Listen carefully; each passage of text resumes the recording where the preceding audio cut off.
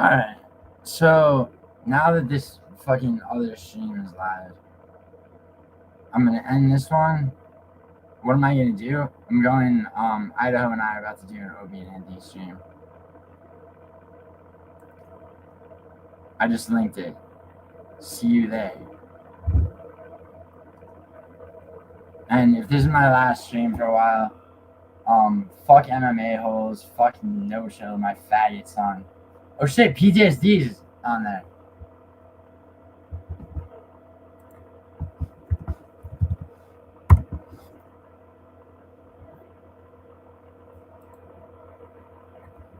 Hold up.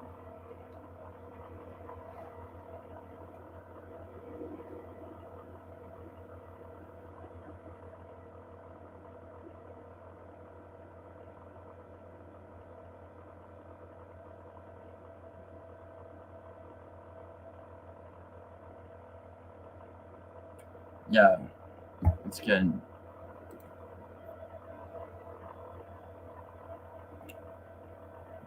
This connection is getting me chopped, so I'm gonna log in on my phone.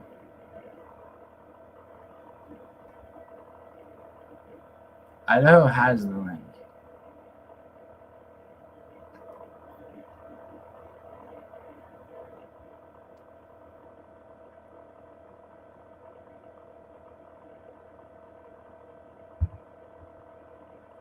Which one of these is better?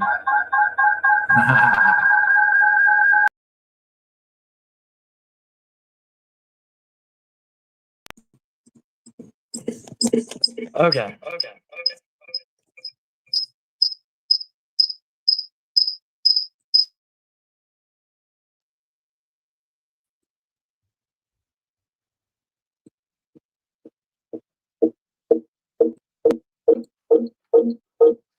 Okay. How's the audio? It's good now because you disconnected. Okay. Is it good? Yeah. Nice. Yo, PTSD MMA. What's good, dude? Yeah, dude, I'm in the Matrix. Gotta do push-ups? Too bad.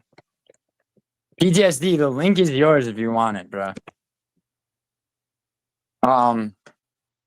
This is gonna be just me in Idaho, I think, because we're the only people so far who appreciate Opie and Anthony. Would you say that's fair, Idaho? Have you found others on YouTube? Not on YouTube. Like one of my buddies put me onto O&A though. Well, yeah, me too. I would say that that's probably how shit happened. Yeah. Were you now? Did you listen to Opie and Anthony before or after they were still around? I only started listening to them because of Patrice. Mm-hmm. So it was like well after Patrice died. Sorry, Idaho's taking his tampon out. It's a very lengthy process because his fucking knee is shattered. I'm trying to find my vape. I don't know where the fuck it went. Damn. See, imagine if Idaho smoked cigarettes like a man. I smoke Black and Milds. All right, he's like a man. He's like a person going through puberty. Because I smoke Black and Mild. Yeah, precisely. Imagine being addicted to vaping and then Mailson cackle the Black and Milds.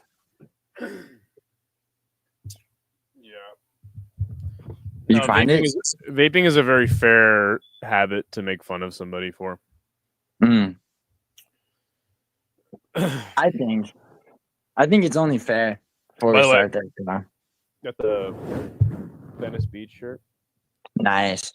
I think it's only fair that since Idaho was coerced by my faggots on No Chill into outing me for trying to get him to do acid with me, that I out Idaho for one thing and one thing only, which is his spot is littered with vapes. That's true. Yeah, that's the thing. I have one vape that I wanted hit, but I got like 7 other ones that I'm just like, eh. That's weird, man. Okay. What did Madison say? Madison said, I worked at a liquor store for 6 months. I'd have more money than Gio if I had a dollar store for every time I was asked would whip. If I was asked for would whip wine. Oh, is that the shitty like wine that comes in a fucking? That's it's fuck. What's it? Wine? That's all I ever smoke. Vaping is soy. We all did it. You're still doing it. Yeah, I agree. I agree. PTSD. Yeah, it's terrible. Dude, it's like, PTSD. How do you also make fun of me for it? How do you get it? So this is okay. 2 things. Number 1, PTSD. I agree. Yeah, that's bad, bro. That's bad. That's I see. The thing is, you'll catch me smoking a vape because people leave them at my place. What you won't catch me doing is purchasing one. But now number 2 is Idaho has a very good technique whenever somebody accurately attacks him, and what that is agree with them. People are like, "Oh my god, I can't hurt this guy," and I find it very artful, Idaho. You find it what? Artful. Oh, I mean, fucking high school dropout. If they, I graduated, but I graduated from an alternative high school at 17. So. Yeah, alternative. Everybody knows what that means. Because it was a really bad kid. Yeah, I was a bad kid too. No, wood tip black and milds means it has a wooden like thing that you smoke from.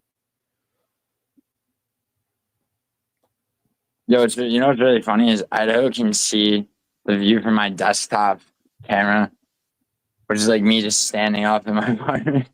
I can't actually see. Let me see.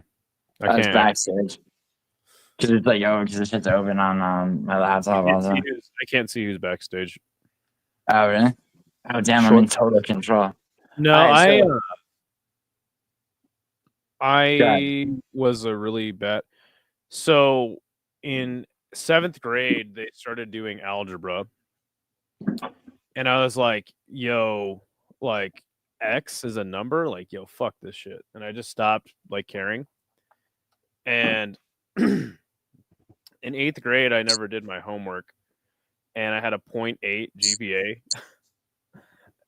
Like, and then on top of that, there was like a series of events that happened.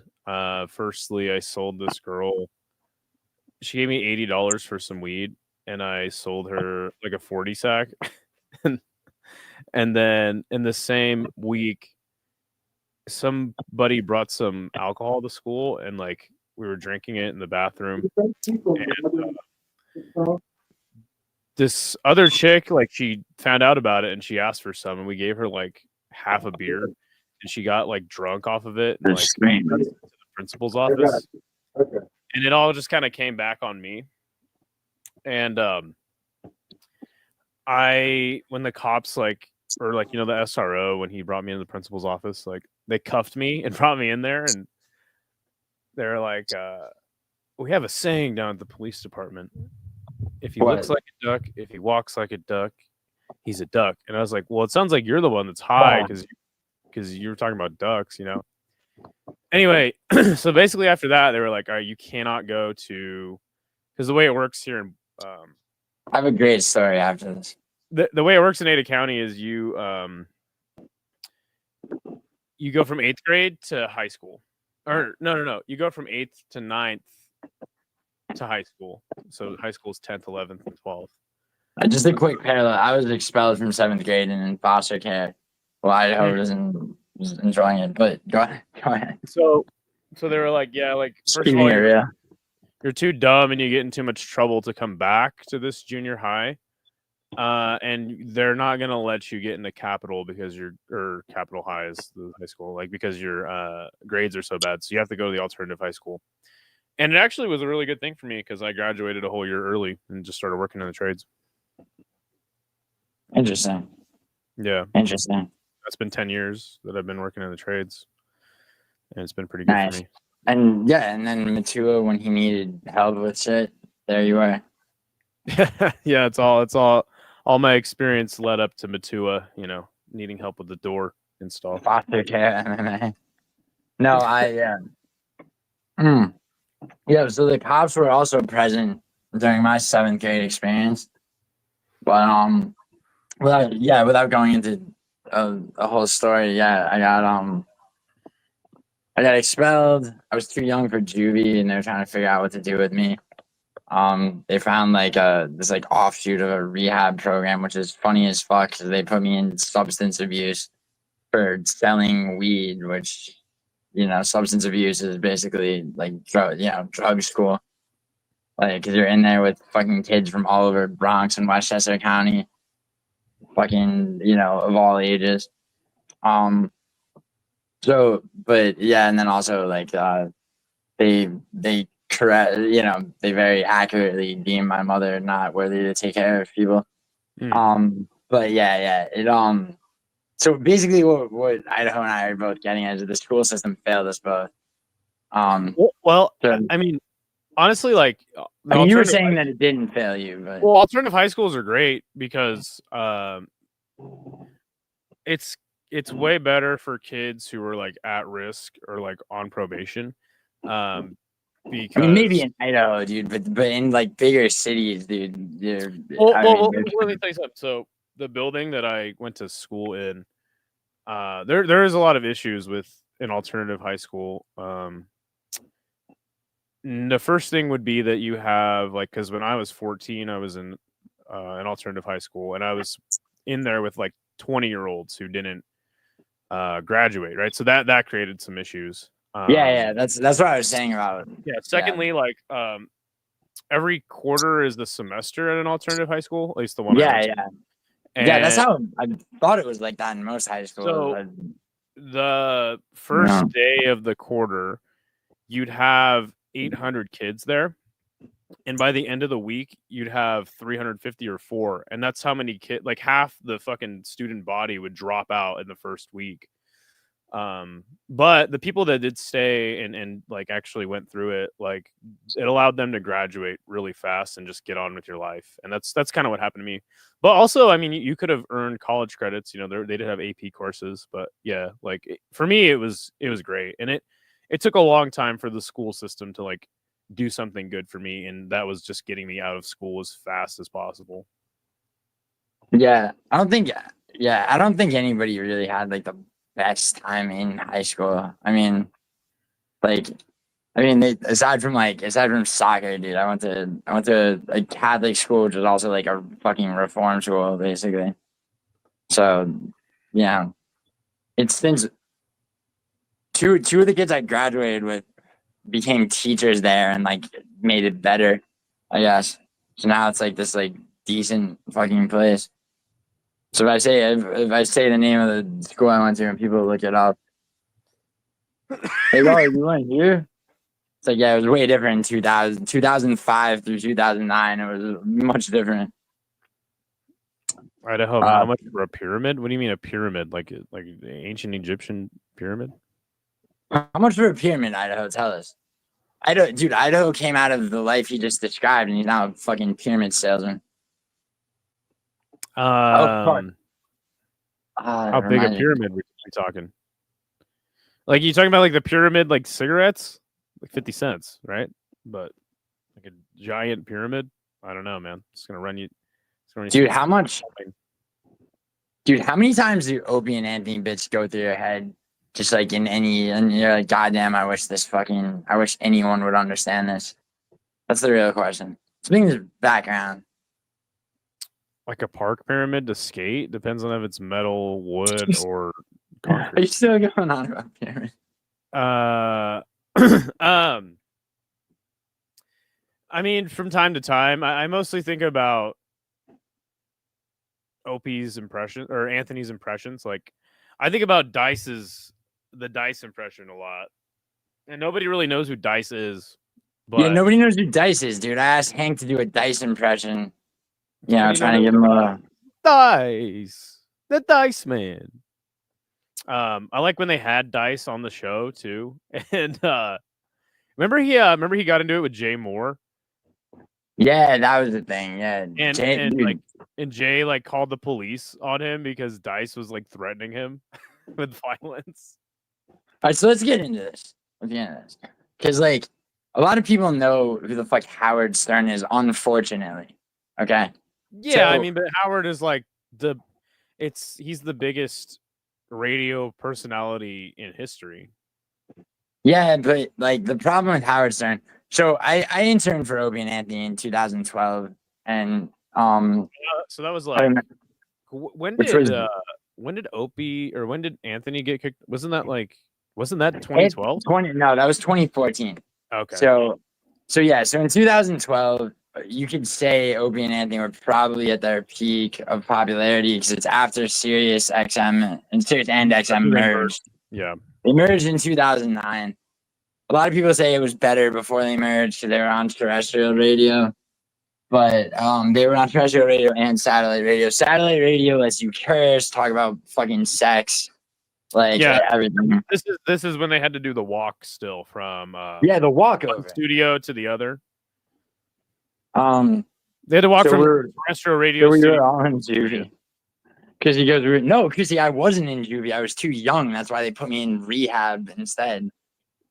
Like, but sorry, and Mila and PTSD are talking to each other, I guess. What's up, PTSD? PTSD. Mila, he was my strongest soldier, reliable. Dude, do you not pay for StreamYard? Me? Yeah. Thought I did. Yeah, because I mean, this background, come on, man. What is this background? Oh, I don't know. Oh, wait, hold on.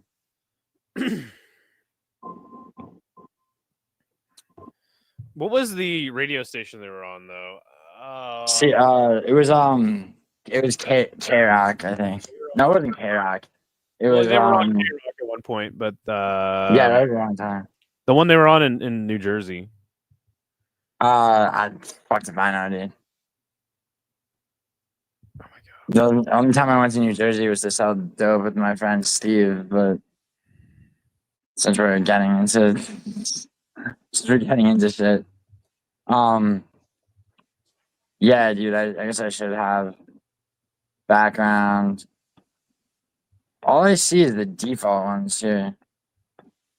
They're all unlocked. NEW.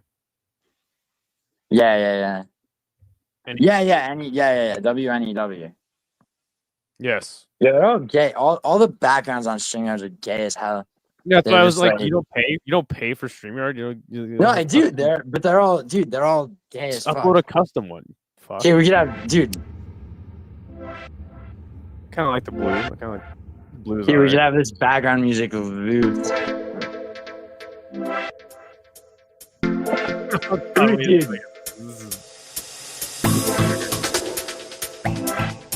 Yeah, this and more can be all that shit and more can be yours if you want to pay for a StreamYard subscription. Like your you boy. can upload custom shit to it. I know, dude. That's what I do. That's what I was thinking. It's kind of too erotic. It's but too yeah, erotic. My favorite character from O&A was the chick from Elizabeth. Let's dive into Opie and Anthony though, because I think that right off the bat it's like how do you like I'm about to walk and go get a vape, right? I actually am, like, just for the fucking fuck of it, just because I just chat all over vape. Getting vape FOMO. Yeah, dude. 100%. I'm about to go. I'm about to go deep cover as you, and see what it's actually like to go pay for a vape at the store. So I'm gonna have you queue up the first Opie and Anthony bit. One that comes to mind is they did this stream because this girl. So there was this local news story, and this girl, her fucking tits were too big to go to prom in the dress that she had. Yes. And they weren't too big. They wouldn't let her wear a certain thing. Yeah, they wouldn't let her wear the slutty dress that she had because her jugs were too big. Yeah, exactly. I remember. And as a result, okay, Opie and Anthony decided that they would delve into everything about this, including the girl's father being on camera for an interview with the local news. Yes. So, should I try to find that, or should you? Or should we both? Well, you should, because I can't. I don't think I can present right now. I probably could, but yeah, no, I know exactly what you're talking about. What I was talking about was the retarded Laverne and Shirley. Lady Di. Lady Di is the most fascinating person from Opie. Oh wait, here's a bit called Prom Cunt.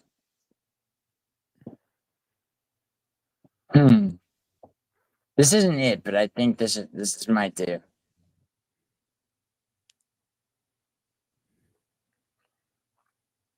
Let's see. See, I'm gonna have to send this to you though, because if I play it, I'll put it in the private chat. Oh yeah, word. Lady Di is Nelson's mom. Nice. Fuck. Damn. Where the fuck is the private chat? Lady Di is actually still alive. She just has severe dementia. Is she really? Mm-hmm. Her son actually gave an update on her. Yeah, so Opie and Anthony, by the way, doesn't exist anymore. No, but I did hear. Did you hear that?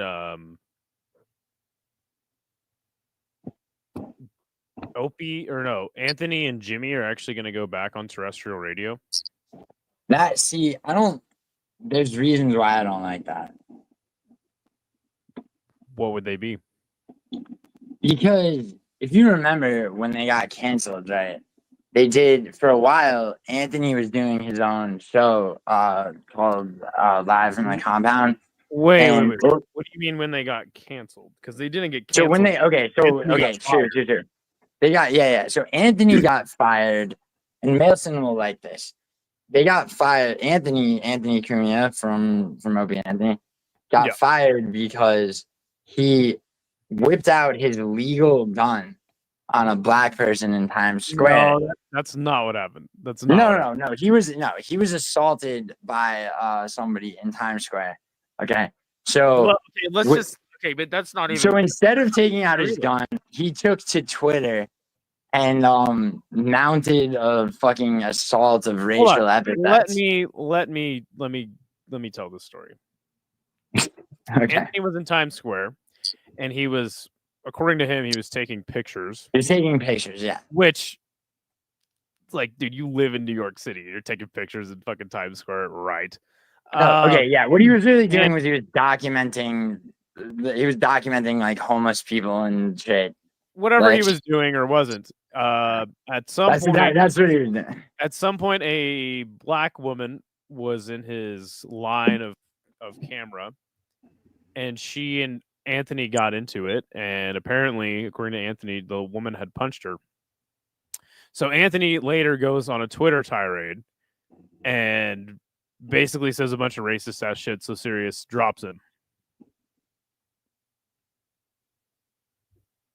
That's what happened. Yeah, and Sirius XM, the company, fired him for this. Even though the show consisted of racial epithets a lot. Right. And due to that, for a while, Opie and Jim Norton had a show minus fucking Anthony, which is pretty fucked. They snuck Anthony back. It became the Opie and Jim show. Yeah, which was pretty bad. Yeah.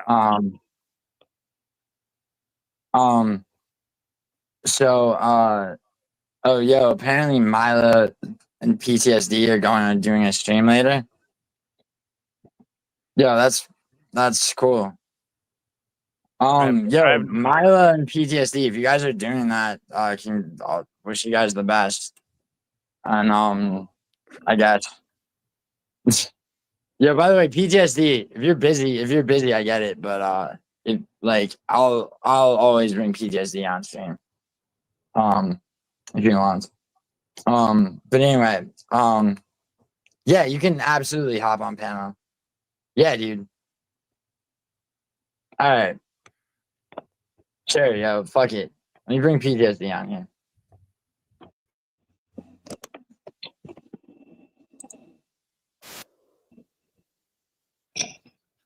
Wait a second.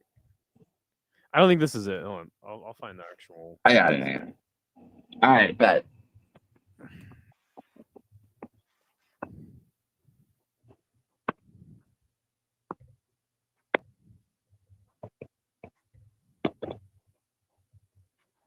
All right, was that not gonna fuck up the audio? Right. What? Yeah, let's see. Oh wait, no, it works. Damn, Idaho's a wizard when it comes to this. No, I'm just retarded. I don't know shit about streaming. Yeah, PTSD. There you go. All right, you got it though. Yeah, gotta go to my fucking.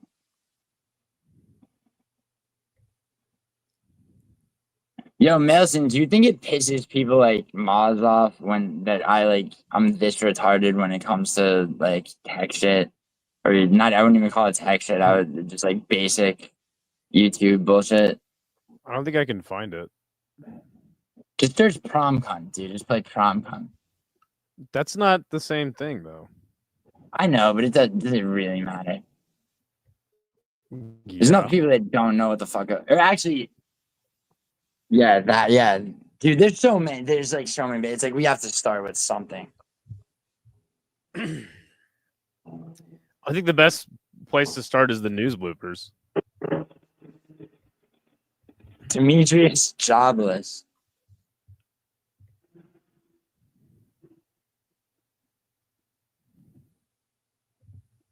No, Maz is retarded. Maz is. All right, we got a news reporter that fucked up. You might have to skip around.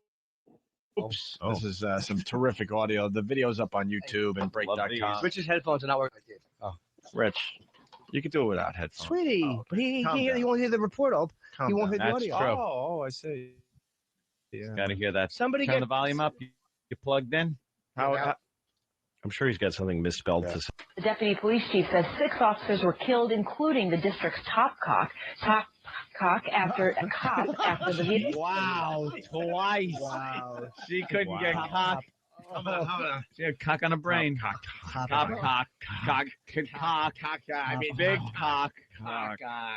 Wow. Is that great? Wow. The deputy police chief says 6 officers were killed, including the district's top cock after the vehicle they were riding in was sprayed with bullets. 3 other officers were hurt in the attack. And those are your latest headlines. I'm Jane Skinner. I'm going to send you back to Shepard, who is live where? Just outside of Memphis. No honesty. They're all laughing.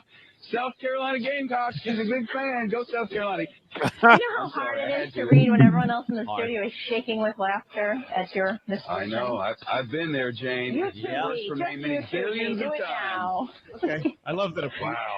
It's Friday, Jane. No one's watching. They're out doing things. It's just me, So- you, and Dor Ellen down in Destin. That's it. We'll look for you on.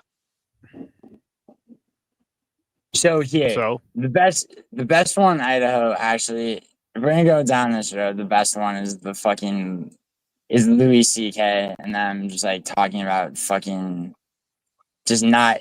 I was doing this with a Maz clip before, where basically it's like what's so good about Opie and Anthony, which like I would like to it's hard to drop people in right away without them knowing who the fuck Opie and Anthony are, right?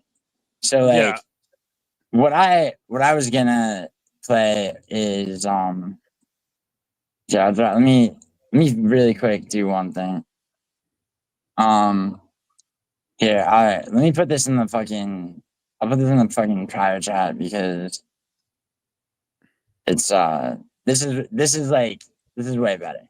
It's like them just not them just like not letting a word come out without dissecting like how fucking. Yeah, I'm pretty sure that's in here, but yeah, it probably is, but you know the attention span is short for people. Yeah. There. All right, let me also let me make sure the PTSD has this. All right, this is for only PTSD MMA. This link.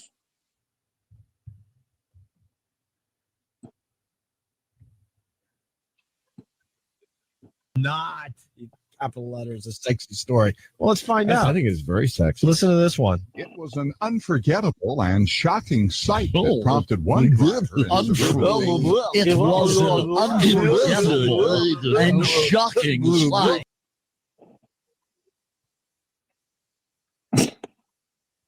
Shoops. What are you doing?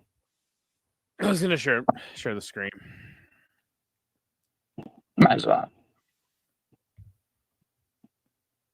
This one is just audio. Might as well. Might as well just tell you. Yeah, it's up. You have to share it. Yeah. Old MMA clips are way better than. Would you agree with that, Idaho? Old MMA clips are way better than MMA. But I don't know. I do like. Sometimes I'll listen to like there's this guy who has the whole like beef of. Just say it. Come on. He has the whole beef of like O&A like timeline up, and it's like literally 2 separate 12-hour videos, and like sometimes I'll listen to that, and I'm like, did I just listen to people fucking argue like for 12 hours? Like, Jesus Christ.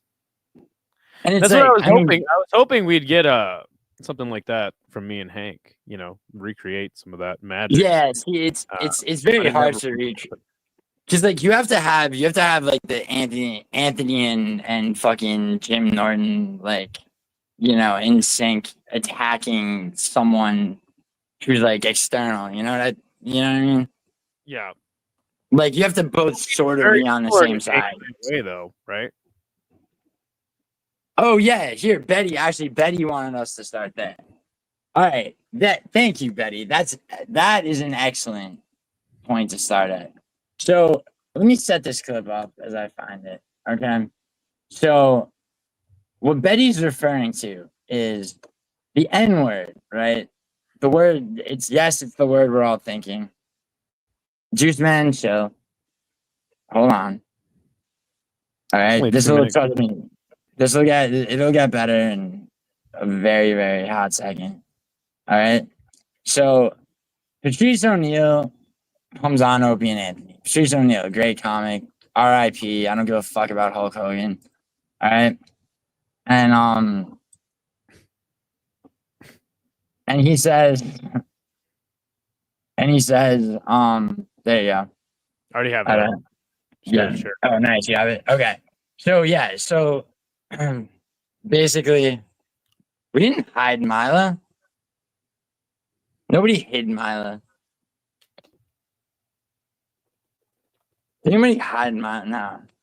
Well, she's a mod. You can't hide mods.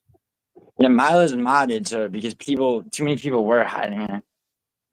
Like, yeah. So all right. So basically, Patrice O'Neal comes on, and he's got all this like smart ass shit, thinking that he knows. So the derogatory term "kike," meaning Jewish, he has all these answers for where that came from, and Louis C.K. counters with the origin of the N-word. So go ahead, I know. You have to present it on screen. Oh, sorry. You have to add it to the screen. Is CK an offset of some? It's Hungarian. My grandfather, this gets even worse. My Hungarian grandfather was Jewish, and he left Hungary because they were killing the Jews. Yeah, and he couldn't come to the United States because there was too many Jews going. They weren't letting him. They turned boats away. So he went to Mexico and he met my Catholic Mexican grandmother, and that's the family I came from. A Jew and a Catholic Mexican. And he didn't tell her he was Jewish because he was so in love with her. CK is Mexican just the first two hot. letters of your whole last It's pronounced Jewish, but it's spelled much longer. Wow. Hey, here's some interesting news about the Jew thing. Hey, I do. Yeah. Derogatory term for Jewish people. Where's that? I do know where that came from. Where? It is when people used to come over on the in the ships on Ellis Island. Mm-hmm. A lot of people couldn't write English, so they used to make their mark, and the Jew's mark was a circle, and the circle is called Keikel. So that's what they would just shorten it to kike. The guys coming in and say, "Here's another kike." Once they seen the circle. You know where nigger came from originally? There was some black guy being a nigger. So they called him a nigger. Jesus! He was being a real nigger, and somebody said, "What a nigger!" And that's where it started. It just was nigger was a feeling. Yeah. He's just like this. Look at him. Yeah, it wasn't some wordplay. Just blurting out a sound, and it came out like that. Just the guy was being such a nigger that it fucking made someone say the word. Oh my God, man! So awful. Well, we're learning about derogatory terms and where they came from. That's right. Wow. It's history. It's a really good history lesson. I never. Jesse, what's up? And then I like how they cut out when fucking Patrice. Oh Jesus! When when Opie's about to put a caller on the phone.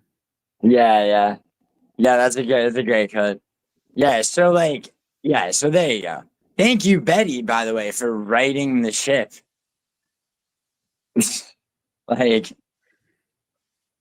Yeah, Juiceman's bored with the show. No, yeah, he said that.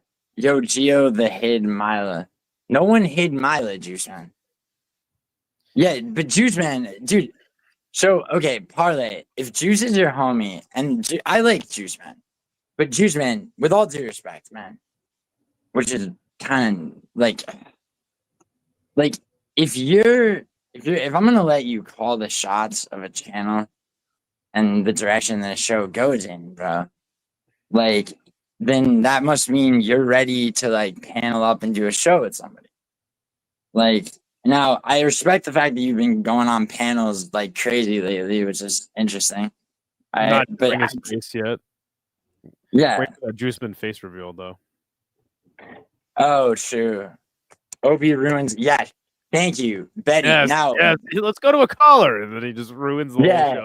Now that's the thing. Classic So Opie. for a while, Opie was very necessary, right? I mean, No, because he was and he wasn't. I agree with you, but at the same time, yeah, you know what I'm gonna say, because just him and Anthony and Jim riffing was 10 times a better show, hands down, than Opie. It always was, but half the time, dude, it's like they wouldn't even get to something to riff on if it wasn't for him. So it's like you have to now, but could a fucking retard do his job? Kind of. Right.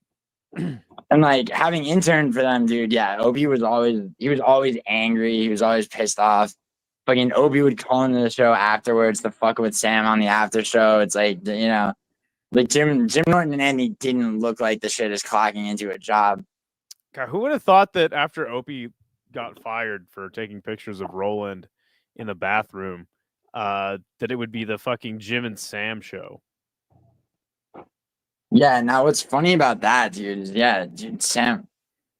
Dude, I want to make this about myself so much and find the audio of me on the after show in 2012, but I'm not gonna do that. No, I'm not gonna do that.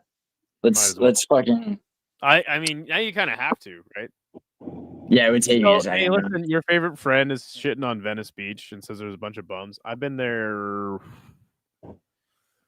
6 times in the last year, and it's a fantastic place. There's barely. I've been there a few times. You got to go to the outskirts of the beach to find all the bums. Well, actually, Idaho, what you don't know about Venice Beach is that, I mean, I don't know how many times you ever hung out there at night, dude. But and dude, I don't, not that I mind this, but like, because I mean, it is what it is. But what's it's that 80s song? The freaks come out at night. Oh God, I don't know. I know that Billy Joel has some gay song about how fucking how like sinners are way more fun or some dumb shit like that. But I don't know. You're not a Billy Joel fan, are you? For fuck's I couldn't sake. name you one Billy Joel song. Thank but I'm God. aware of Thank him. God. Thank God. I'm only aware of him from Anthony Bourdain shitting on him. But all right, so let's get into this. Are you that guy that bought?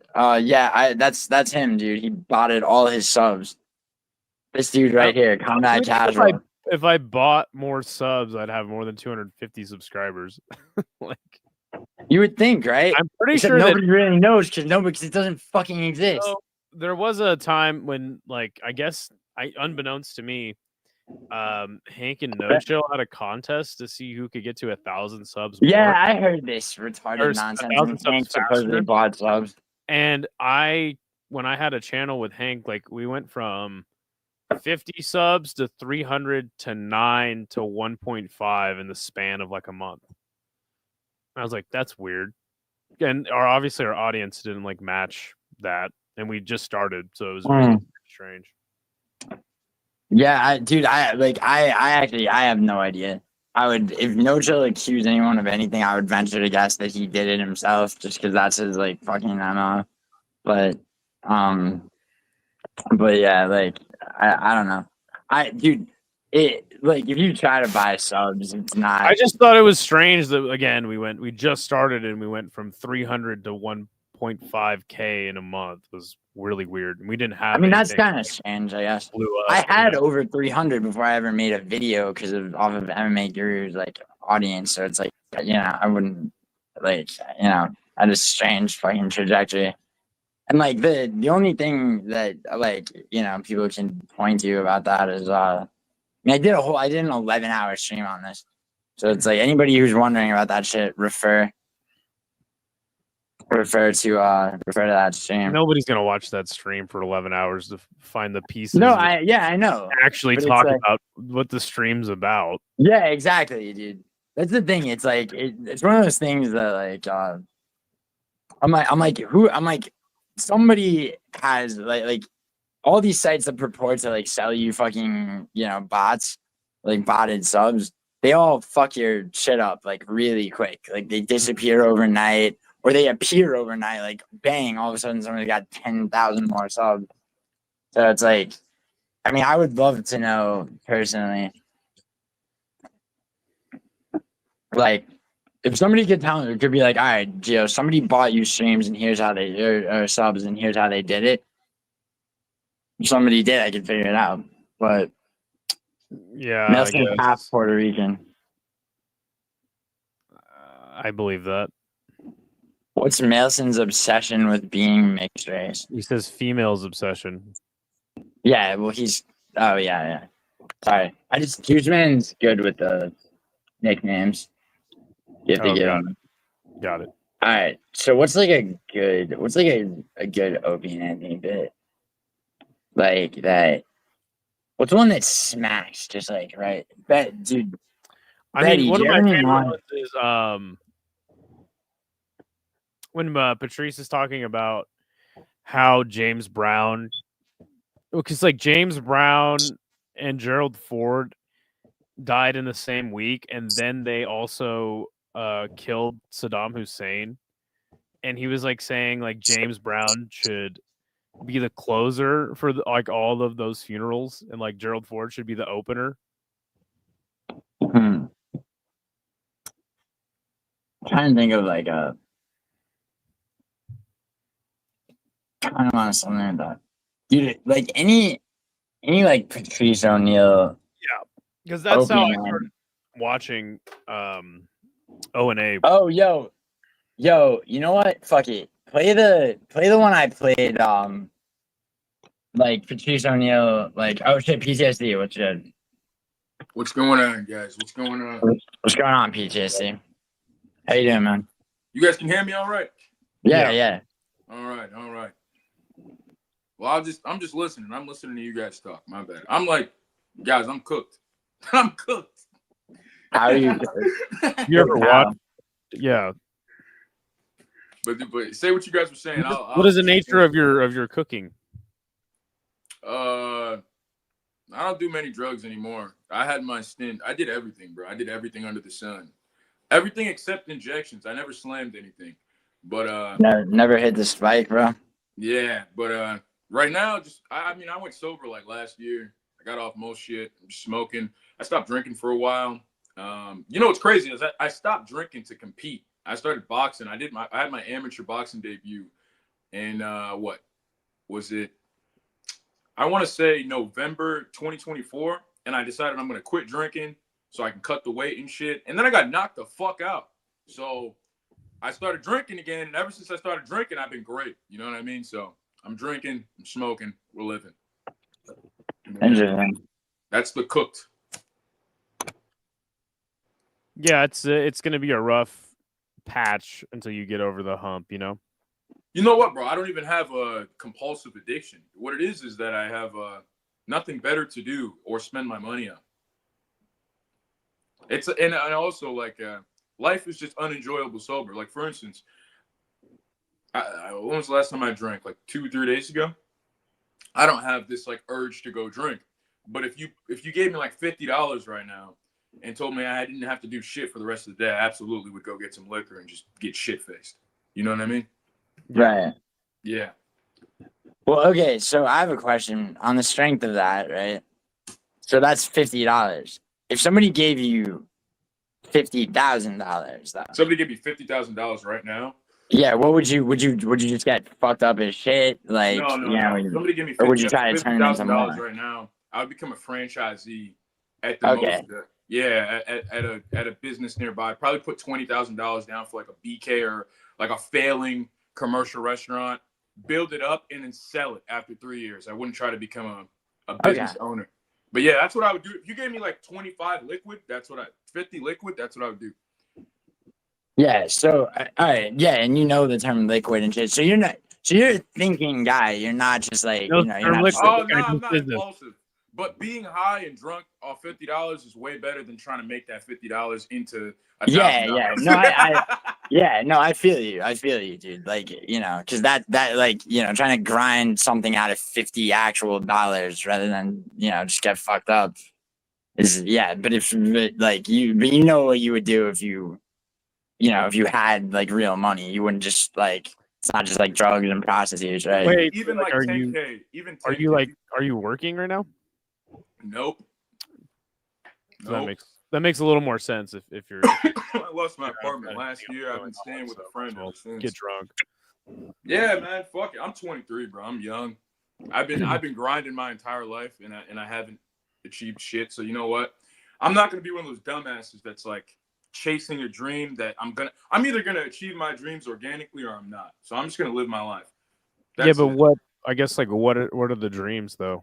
The dreams, that's the problem, right? Yeah. Well, you gotta start small. I mean, obviously, quitting drugs is a big deal. So bro, I'm trying to get rich so I can do more. That's the goal. The goal, if I but you just said if you by your logic, right? If you're rich overnight, I'm not gonna say 50K is rich, but like if you're rich though, True. Money, once the money's making itself, I'm doing what Connor does. I'm just doing cocaine, going on yachts, fucking hookers. But that's everybody's dream, right? Like it's just have unlimited funds, right? I mean, that's obviously. But you gotta get there. I feel like you guys know that dude Togi, the fitness influencer. The one who he like drinks and does mad. He's a gambler and she's always hanging with Aiden Ross. I don't know. He's a young dude who came across a lot of money really early. And he did exactly what we all dream of doing and just did mad coke and mad fucking gambling and mad bullshit. I mean, and I watched him and I'm kind of like, fuck. I mean, if your goal is to get rich and just buy a bunch of drugs, I mean, you might as well just start selling drugs tomorrow. But that's another thing. As I get older, I realize getting rich isn't even the goal.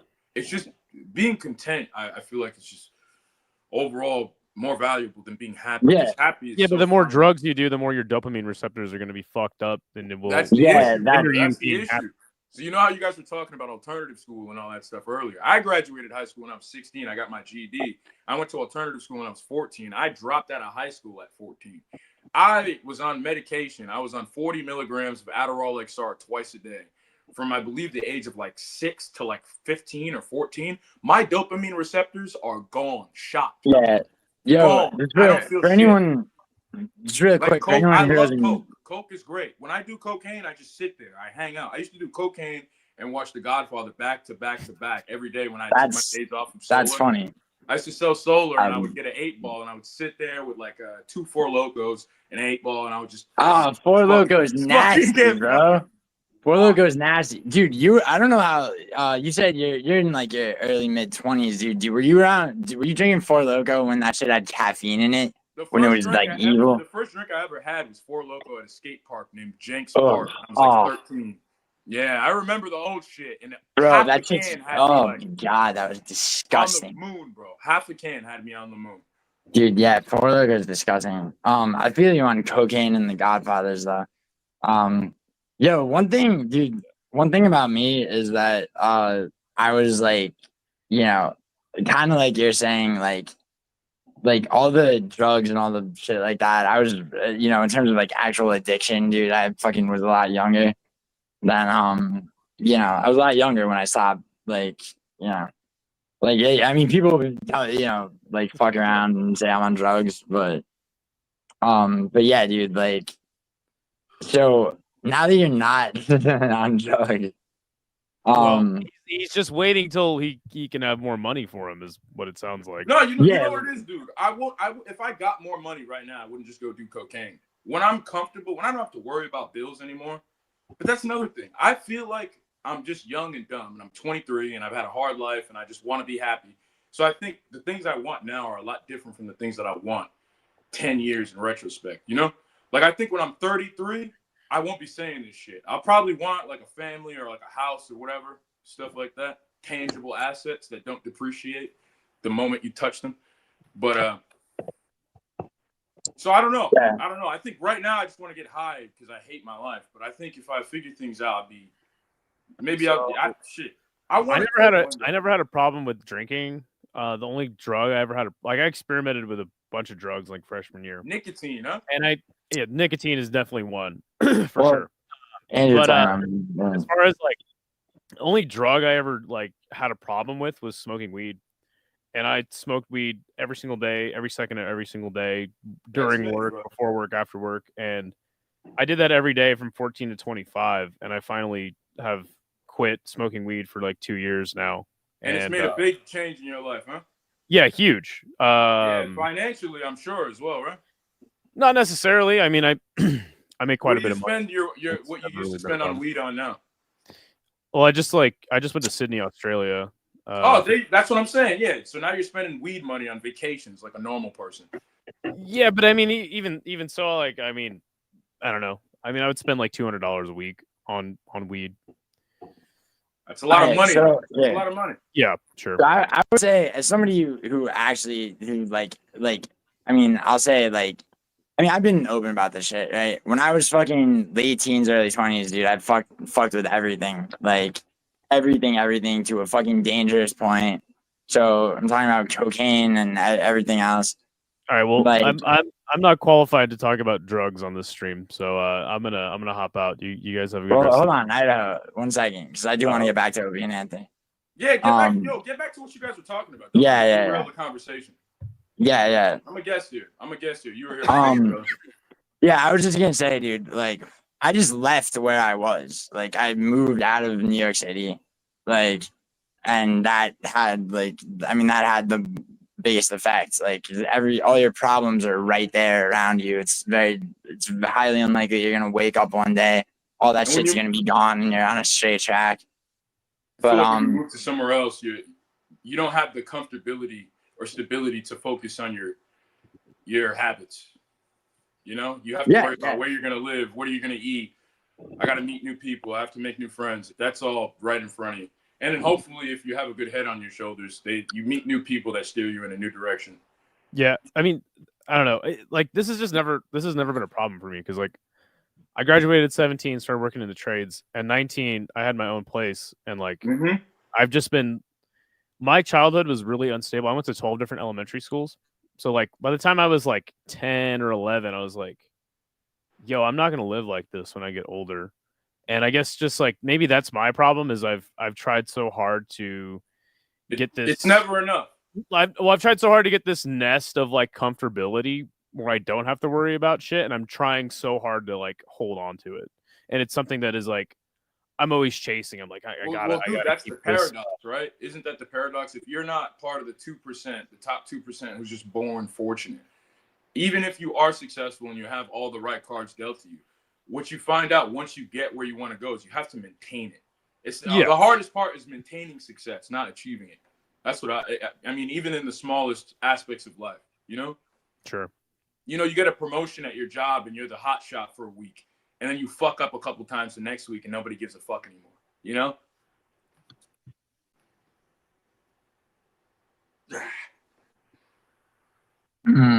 Vape smoke, man. I used to buy 2 vapes a week, man. 2 puff bars a week. And then I started like getting acid in my throat. Like I could taste the chemicals in my body. And then I just quit. I just quit one day. Actually, I didn't quit though. I got back on black and mild. So I used to smoke like 2 blacks a day when I was younger, when I was a teenager.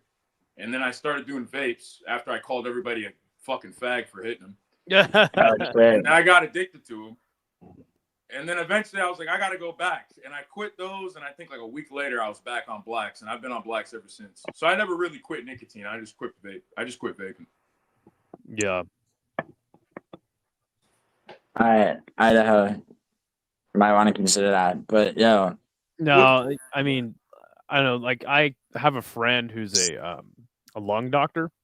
And he told me that vaping does 10% of the damage that cigarettes do to your lungs. Dude, I have a friend who's an ENT, and he's been telling me about all the weird shit they find in people's throats from vaping, dude. Those jewel pods are the worst, but yeah, bro, like those are. I mean, it doesn't matter, dude. I mean, we're all gonna die, brother. The problem with vaping is like it's so accessible. You can do it. Yeah, people fall asleep next to their fucking vapes. It's like an event to go smoke a cigarette, unless you're Geo and you're smoking cigarettes all day in your house. Well, yeah, I open the door. When you see a teenager hitting a cigarette, no matter who you are, what do? You go, God damn, that shit sucks. Like that guy's fucked. But when we see other like teenagers hitting vapes, we go, fucking dumbass kid. Like vapes are just so much more acceptable. They look nice. They're like aesthetically pleasing. Old people have zero clue that vapes are harmful. Like really old people, like 70-year-olds, they see a kid with a vape and they're like, "Oh, look at that young man using technology." Like people don't even understand that technology. You know? Shoot. I had to tell so many old people that like they think vaping is healthier than smoking cigarettes. And I'm like, it's not even a matter of it being healthier. It's like it's all smoking anything is bad for you. So. Inhaling anything in your lungs, it's not oxygen. Even breathing our air is bad for you. So that should say something. That's a testament. Especially the air in China. God damn. Yeah, China. Bro, they have one of the highest life expectancies though ever. So just like fuck. What are we doing over here? I would probably not in the inner city of China. Like fucking. Oh, you guys know Star Wars? You guys are Star Wars fans? No, I'm not a nerd. Nah. Damn, I'm a geek, man. Damn, I feel so I just got called a nerd. Yeah, I know Star Wars, of course. Everyone knows fucking Star Wars. Jango Fett. I was gonna say like Coruscant is what I pictured, like China, Metro China, being like just the slums of Coruscant. I would love to go there. No, I would like to visit it. I wouldn't want to stay though. Yeah, that's how I felt about Sydney. You know what's weird about Sydney? As you walk around downtown Sydney, 1 out of every 4 people is white. Everybody else is Chinese. What? Yeah, everybody in Sydney's Chinese, straight up. All the shops you go into, like Chinese people running the store, like you'll hear more Chinese spoken as you walk around Sydney than like English. What? Yeah, everyone in chat, DM me Opie and Anthony clips right now. Australia is done. Done. What happened to Howard Stern, man? Howard Stern, bro. Howard Stern, dude. Okay. So I used to intern for Opie and Anthony, right? Like 13 years ago. For proof of that. All right. I'll get you. Oh, you want? Oh yeah, proof of that, dude. There's So back then, Sam used to have the after show, if you remember, right? Yeah. I was on an episode of that, yelling at this guy who was who they had just hired, but I'm trying to find like Opie and Anthony clips so one can be played while I try to find that. Hold on. Yo, what should we Idaho? What should we play? Like, Betty had the best. I already suggested one, but you know. Oh yeah, play. Yeah, what did you suggest? Fucking Patrice talking about James Brown. Yeah, play that. Rest in peace, Patrice O'Neal, man. I was gonna say Patrice O'Neal with the rest stop story. Yeah, you already played that on stream. Bro, I did, but nobody remembers. Bro, I pissed in a bottle last night, bro. And I just drank that shit, bro. Fuck! Yo, Idaho, you remember who was the guy that got when Opie jumped on his cake? I don't know about that. It kind of reminds me a little bit of PTSD. Just a little bit, yeah. He just drank some pee. Wonder how it was. His thoughts, James Brown,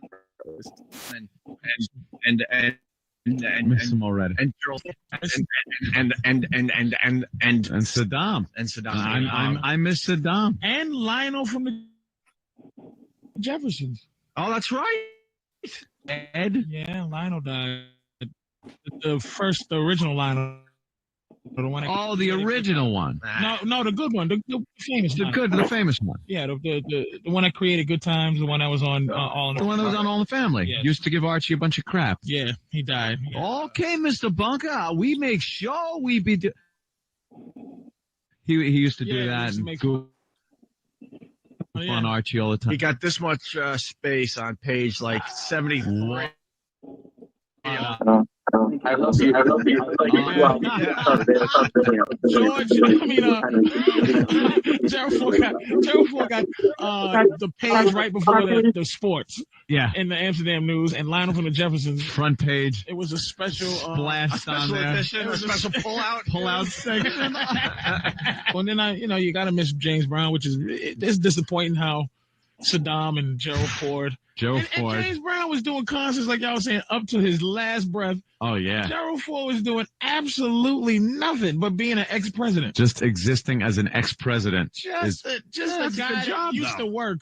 Is better than touring the country. And a guy who never was voted for no one voted for this guy under any circumstance. He worked in the post office or something. I don't even know what he did. And then, yeah. Because of events at Watergate, he gets made the president of the United States. I like also how they... Don't forget he was part of the Warren Commission. Oh, yeah, I know. There's and he pardoned everybody. I found it. Nixon. I pardon you. I found proof from 2012 that I'm on the after show. All right, play it. Dude, I put it in I put it on the timestamps and somewhere around an hour. I'm just producer of the show now. I mean, yeah, dude, because I have the shit open on my fucking laptop. There's no, What's the one? Sure, hour 13 minutes. I think it's an hour 13.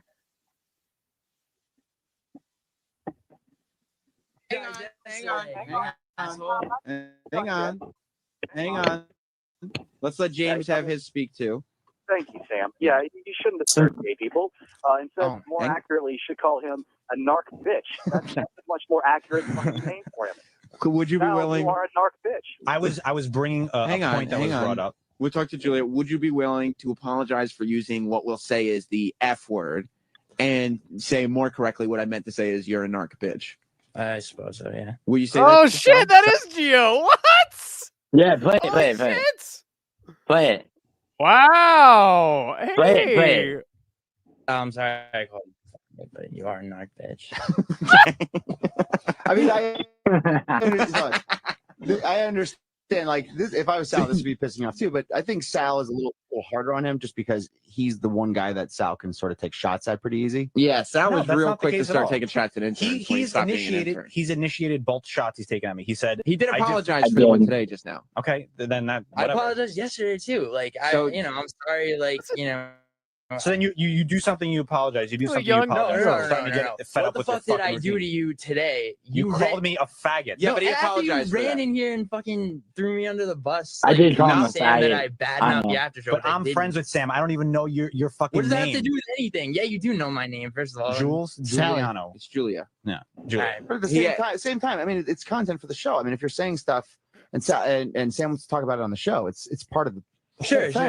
But I mean, like, what am I supposed to do? Like, And hold on. The only reason why I told you all this too is because Eric had the mic on. Again, I was giving you instruction on how we do things around Mr. here. KO, You don't those wanna are talk. You want to be fucking yapping on loud the- on the phones when Eric's on mic. There was an after show. I mean, I was and and the phone's fine. No, you were shouting. All right, then why didn't you take the So, phones over then? Like, the one on You- the you left need is to the get host of the initiated after to show. the The one phones. on the It's right part is of- the it's one part that of I'm something you learn in your attacking. internship. And after all, it's in this clip. What's his name?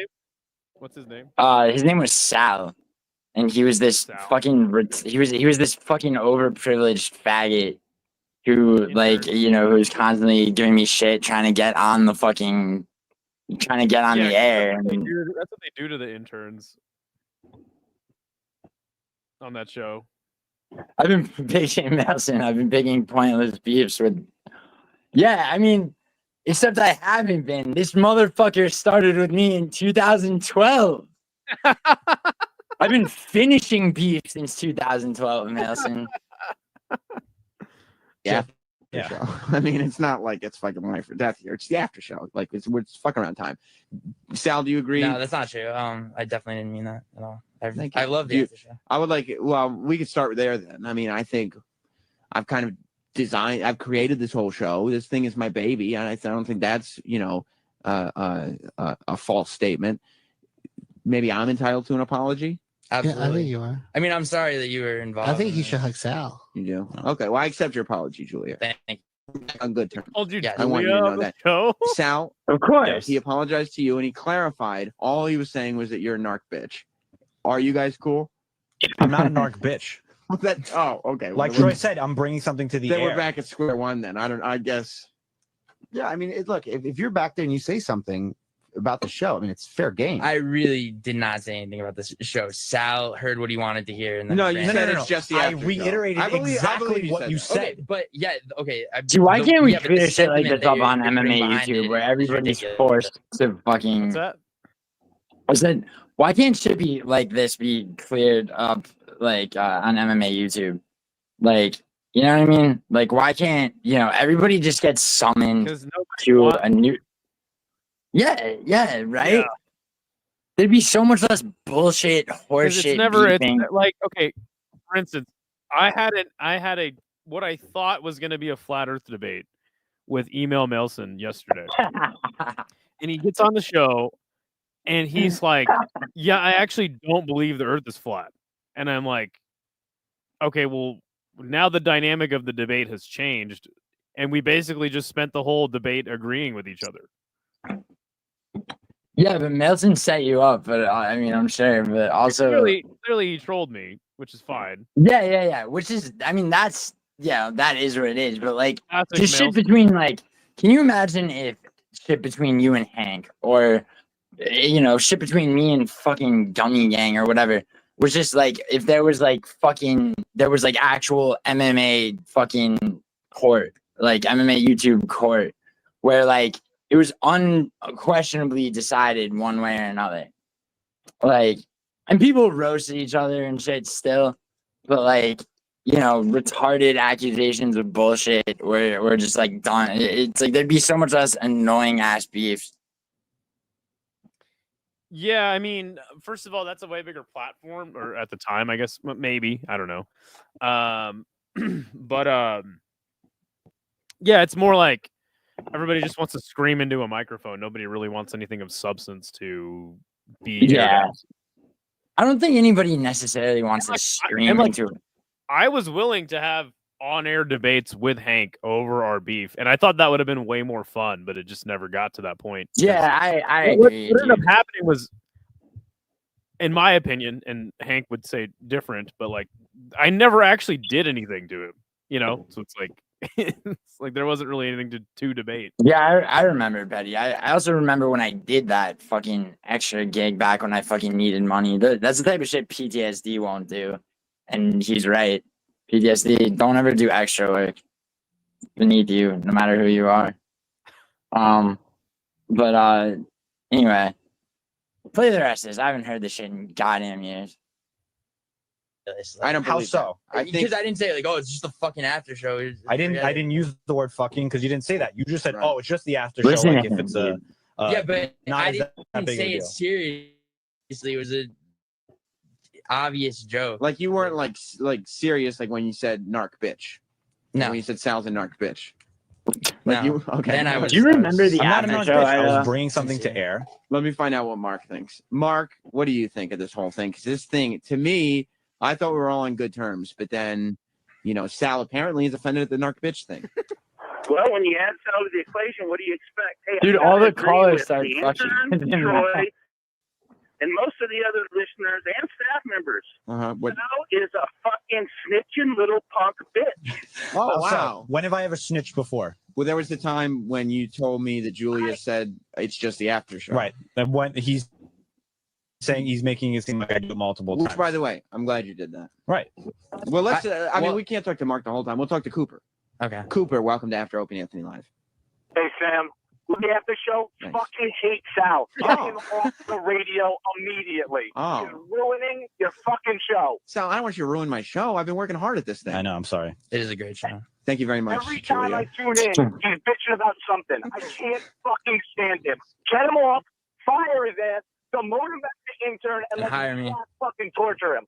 Can we demote Sal back to intern? We can't fire him, but can we, as a show, demote him back to intern? And then, because if we demoted Sal back to intern, I would lobby heavy. I don't have the power to do it anymore, but I would lobby heavy with Eric to demote Sal back to intern and then make Julia executive intern. I don't want to That play. way, I don't want we this could to get a play more longer than it established should. order. I know. Julia. But you did ask me. Eric, You, can we demote Idaho Sal back to called my intern? bluff, and it wasn't a bluff. He hasn't done anything. Maybe I'm just saying Except talk shit about you. And Dude, you're I trying just to, you're trying he to spin spent the it. whole He day like apologized. actually working Yeah. on shit. Maybe Let's start with this the is a fruit question cheese for on you. Roberto and Gario. I don't know. No, I mean, Eric is the intern, but can we demote Sal back to intern? I think we could. Okay, Eric's thinking it may be a possibility. You done? Yeah, I'm good, dude. I was good. I was more than good. I just needed to fucking, dude. It's like, yeah. You want to know something? Like one thing, dude. It's like it's nice. It's nice to be able to. It's like when people are like, "Oh, prove it," like prove whatever, prove you didn't buy something. It's like, all right, there's something I can prove. You know, it's like it's nice. Because it's like, I mean, the shit that there is no actual proof for, it's like people demanding proof. But yeah, no, I'm good. I'm gonna get off to my own fucking voice.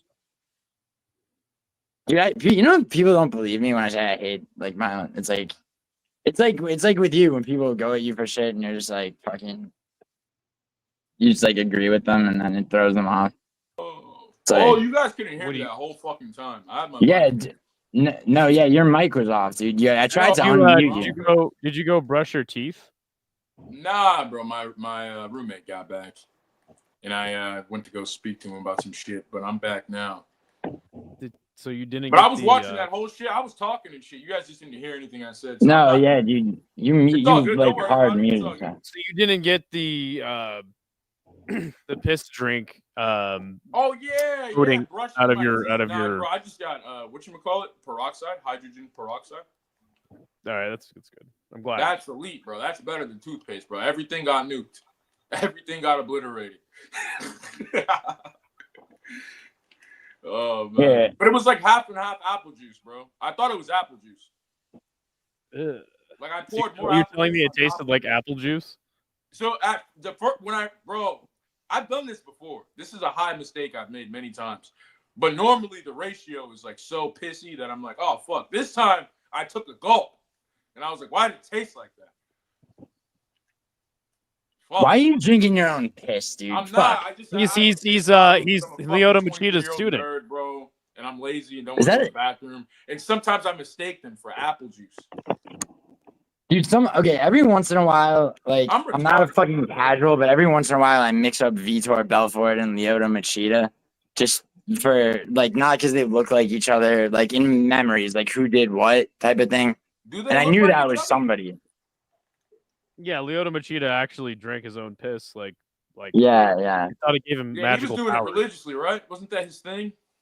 Yeah, something like that. This is weird. Yeah, it's Yo, Idaho, play the shit I just put in the private chat because it's animated, interactive for the whole goddamn family. If you guys want to look at some vintage shit, I can show you guys like some like my first. I did like a backyard boxing fight a couple of years ago, and I got beat up by some bum who doesn't even fight, and that was the beginning. Do you have any of your fights, bro? Yeah, my fights are on YouTube. A couple of them. Actually, all my fights are on YouTube. You just have to find them. And I don't tell people which YouTube accounts they're on, but I can. If you go on my page right now, my most recent fight is up there. All right. I fought a 205er. You fought? How much do you weigh, bro? I only weighed 174 pounds in that fight. So the guy I was supposed to fight pulled out, and the only other guy they said the most you could cut down to was like around 185. And I just took the fight, so I went out there. But right now, I'm walking around at 192. That's crazy, bro. Yeah, but ideally, I would fight at like 150, 160. Wait, you fought at 145. You're walking around at 192? Yeah. Bro, I've been bigger than this. Last year, I was like 230, 240. Bro, so I mean, just for like, how tall are you? Just About before we play this 6'1". 6'1". Yeah. So you're like, she got like a Thomas Hearns type of build or what? But you said, bro, I'm gonna just look at the reach, brother. Look at the reach is ridiculous. It can't even quantify. Like I'm sitting all the way back here and I can touch my phone. Yeah, dude, I have a long reach for my height too. People don't believe me. Yeah, you probably got like fucking 6'8" arms, bro. I've seen you. Yeah, something like that. What the fuck, 84 inches. But yeah, freaking bro, losing weight, guys, cutting weight really just comes down to dieting. All these guys in the UFC and all these pros that cut like a week before the fight, you don't have to do that. You can't just like eat properly and lean down and just like, cut 10 pounds the week of the fight. It's not necessary to do that last minute cut, but no, everybody's too lazy. Nobody wants to eat healthy for that long. And I don't even eat healthy. I'll be real. Can I be real? I can't afford to eat optimally, so I just starve myself. When I have to cut weight, like if I know I have a fight and I got 2 or 3 weeks, I just don't eat. That's interesting. We might react to your last fight, but first I want Idaho to play this Patrice O'Neal bit. Yeah, Idaho, play this. I'm sorry, it's Opie and Anthony bit. It was like Christmas time. I had drove, go to Boston for a second. So I'm driving back.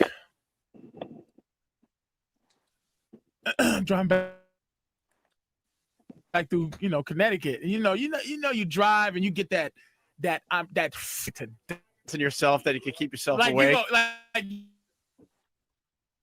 You're like, oh damn. It's cold, so all the windows are down. Yeah. You see motherfuckers Blast. Punch in your leg. And just that type of tired where I went to sleep a couple of times. Oof. And I see a McDonald's in the distant, oh shit. McDonald's fucking park. I go, thank God. I put my seat back, put my my skylight up. I look at the sky and shit, just fall asleep. I lean back. You're probably out in like 2 seconds. About 2 seconds, Yeah. but for some reason, after about good 5 minutes of sleep, I just my eyes open. Nothing woke me up. Just my eyes open. Right? Not a sound, nothing. I go Just like open your eyes. Oh, there's a guy looking in my window.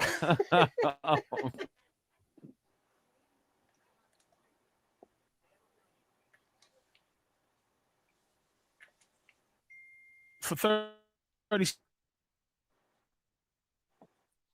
seconds, we were looking at each other. So I go, okay. I turn, crack my window about an inch. I go, what's up, man? He goes, it's cold out here. I go, cold out. I go, what? He goes, it's cold out here. And he tries my handle on my door. He pulls my door handle. Holy shit. It's cold out here. Pulls my door. I said, what go inside. I go, well, go inside. There's coffee in there. So I watch him. This motherfucker gets into a Subaru Outback with a Christmas tree on top and drives away. And that's when the adrenaline kicked in. I said, this motherfucker, he was dick before he went home to take a Christmas tree to his fucking family.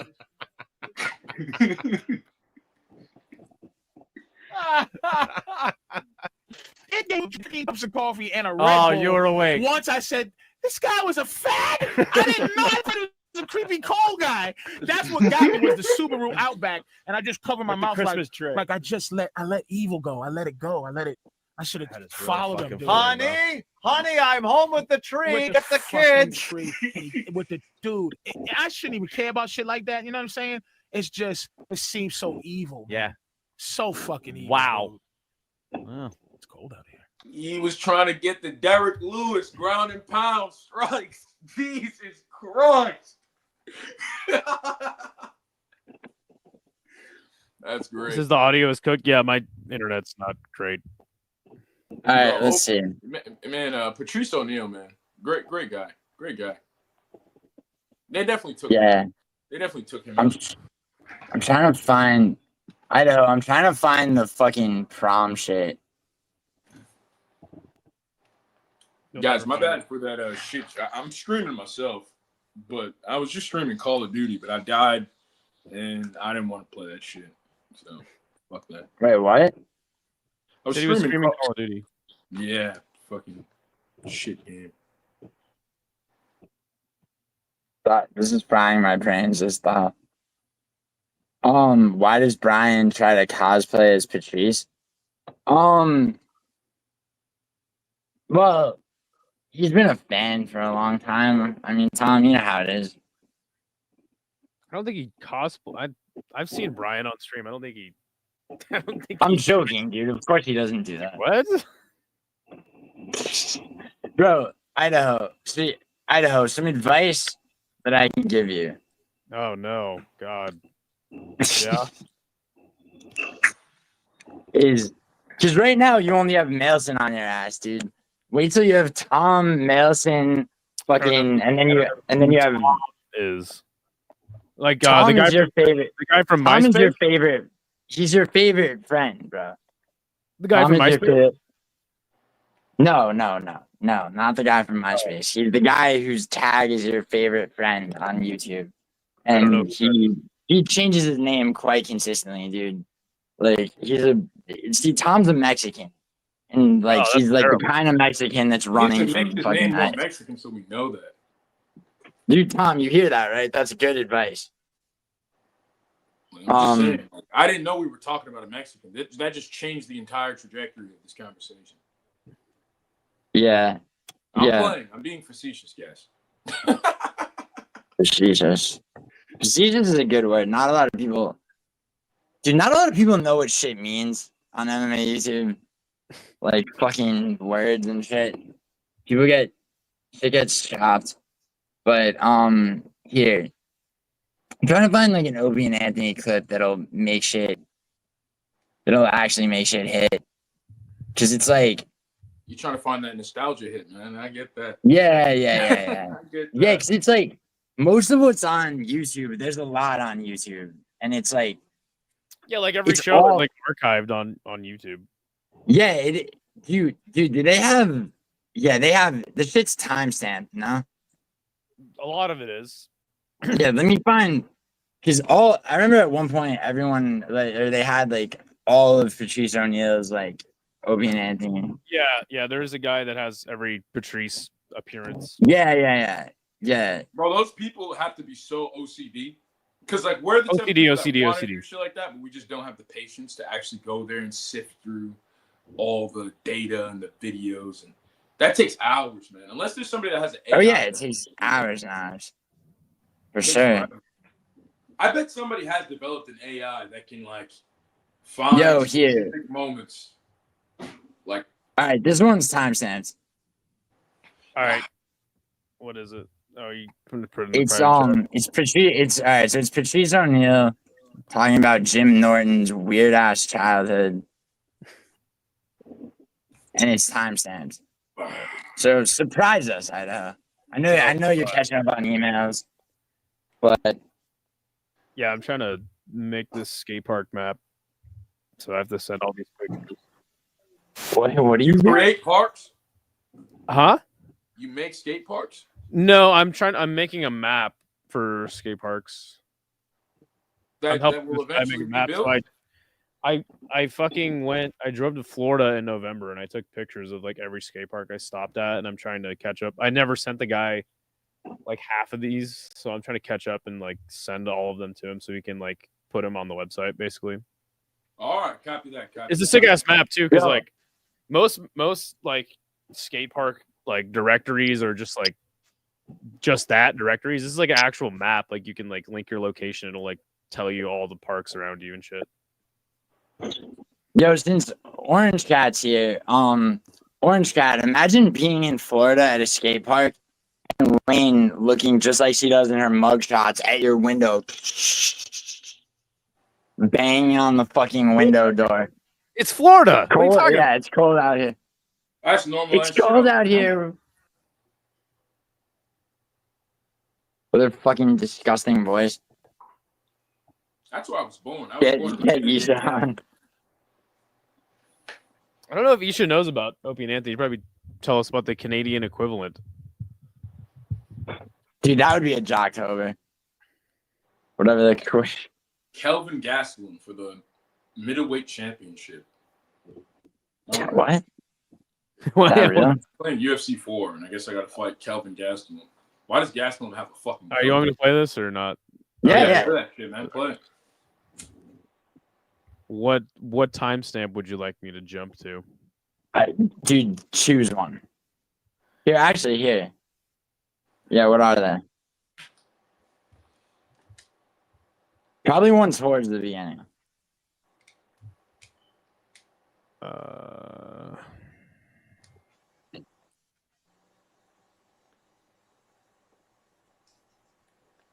Just bet for those of you at home, just imagine instead of Jim Norton, imagine Patrice is talking about a young MMA hole. I think my connection's not good enough. So like I think people are saying the audio gets fucked up. So I'm actually gonna hop out and I'm gonna let you and PTSD do your thing. Hey man, go do your go figure out your skate stuff. It's a pleasure talking. Yeah. Sounds good, man. Thank you guys for having me on the panel. Later, guys. Take it easy, G. John. What's going on? What's going on, Arvin? What's going on, dude? I feel bad. I probably shouldn't. I feel a bit insensitive. He said he kicked weed and I was smoking on the panel. Okay. Yo, what happened? What happened just now is Idaho. No, he's got some stuff he's got to do. It looked like he was a bit preoccupied or had some other stuff on his mind as well. Yeah, well, the thing you got to know about Idaho is that Idaho will very often come to me or basically have an idea for something, and then halfway through it, he'll bail out of it. But and leaving me holding the bag. But I've been actually trying to get you on stream for a while, so. Yeah, as long as we keep it like philosophical related, I'm down. Or like Philosophical. Yeah. Yeah, Joe Rogan style. Just go down the rabbit hole, man. Hi. For those of you watching, I know Idaho was on. I didn't want to fucking self-promote, but I'm Let me ask you some questions, bro.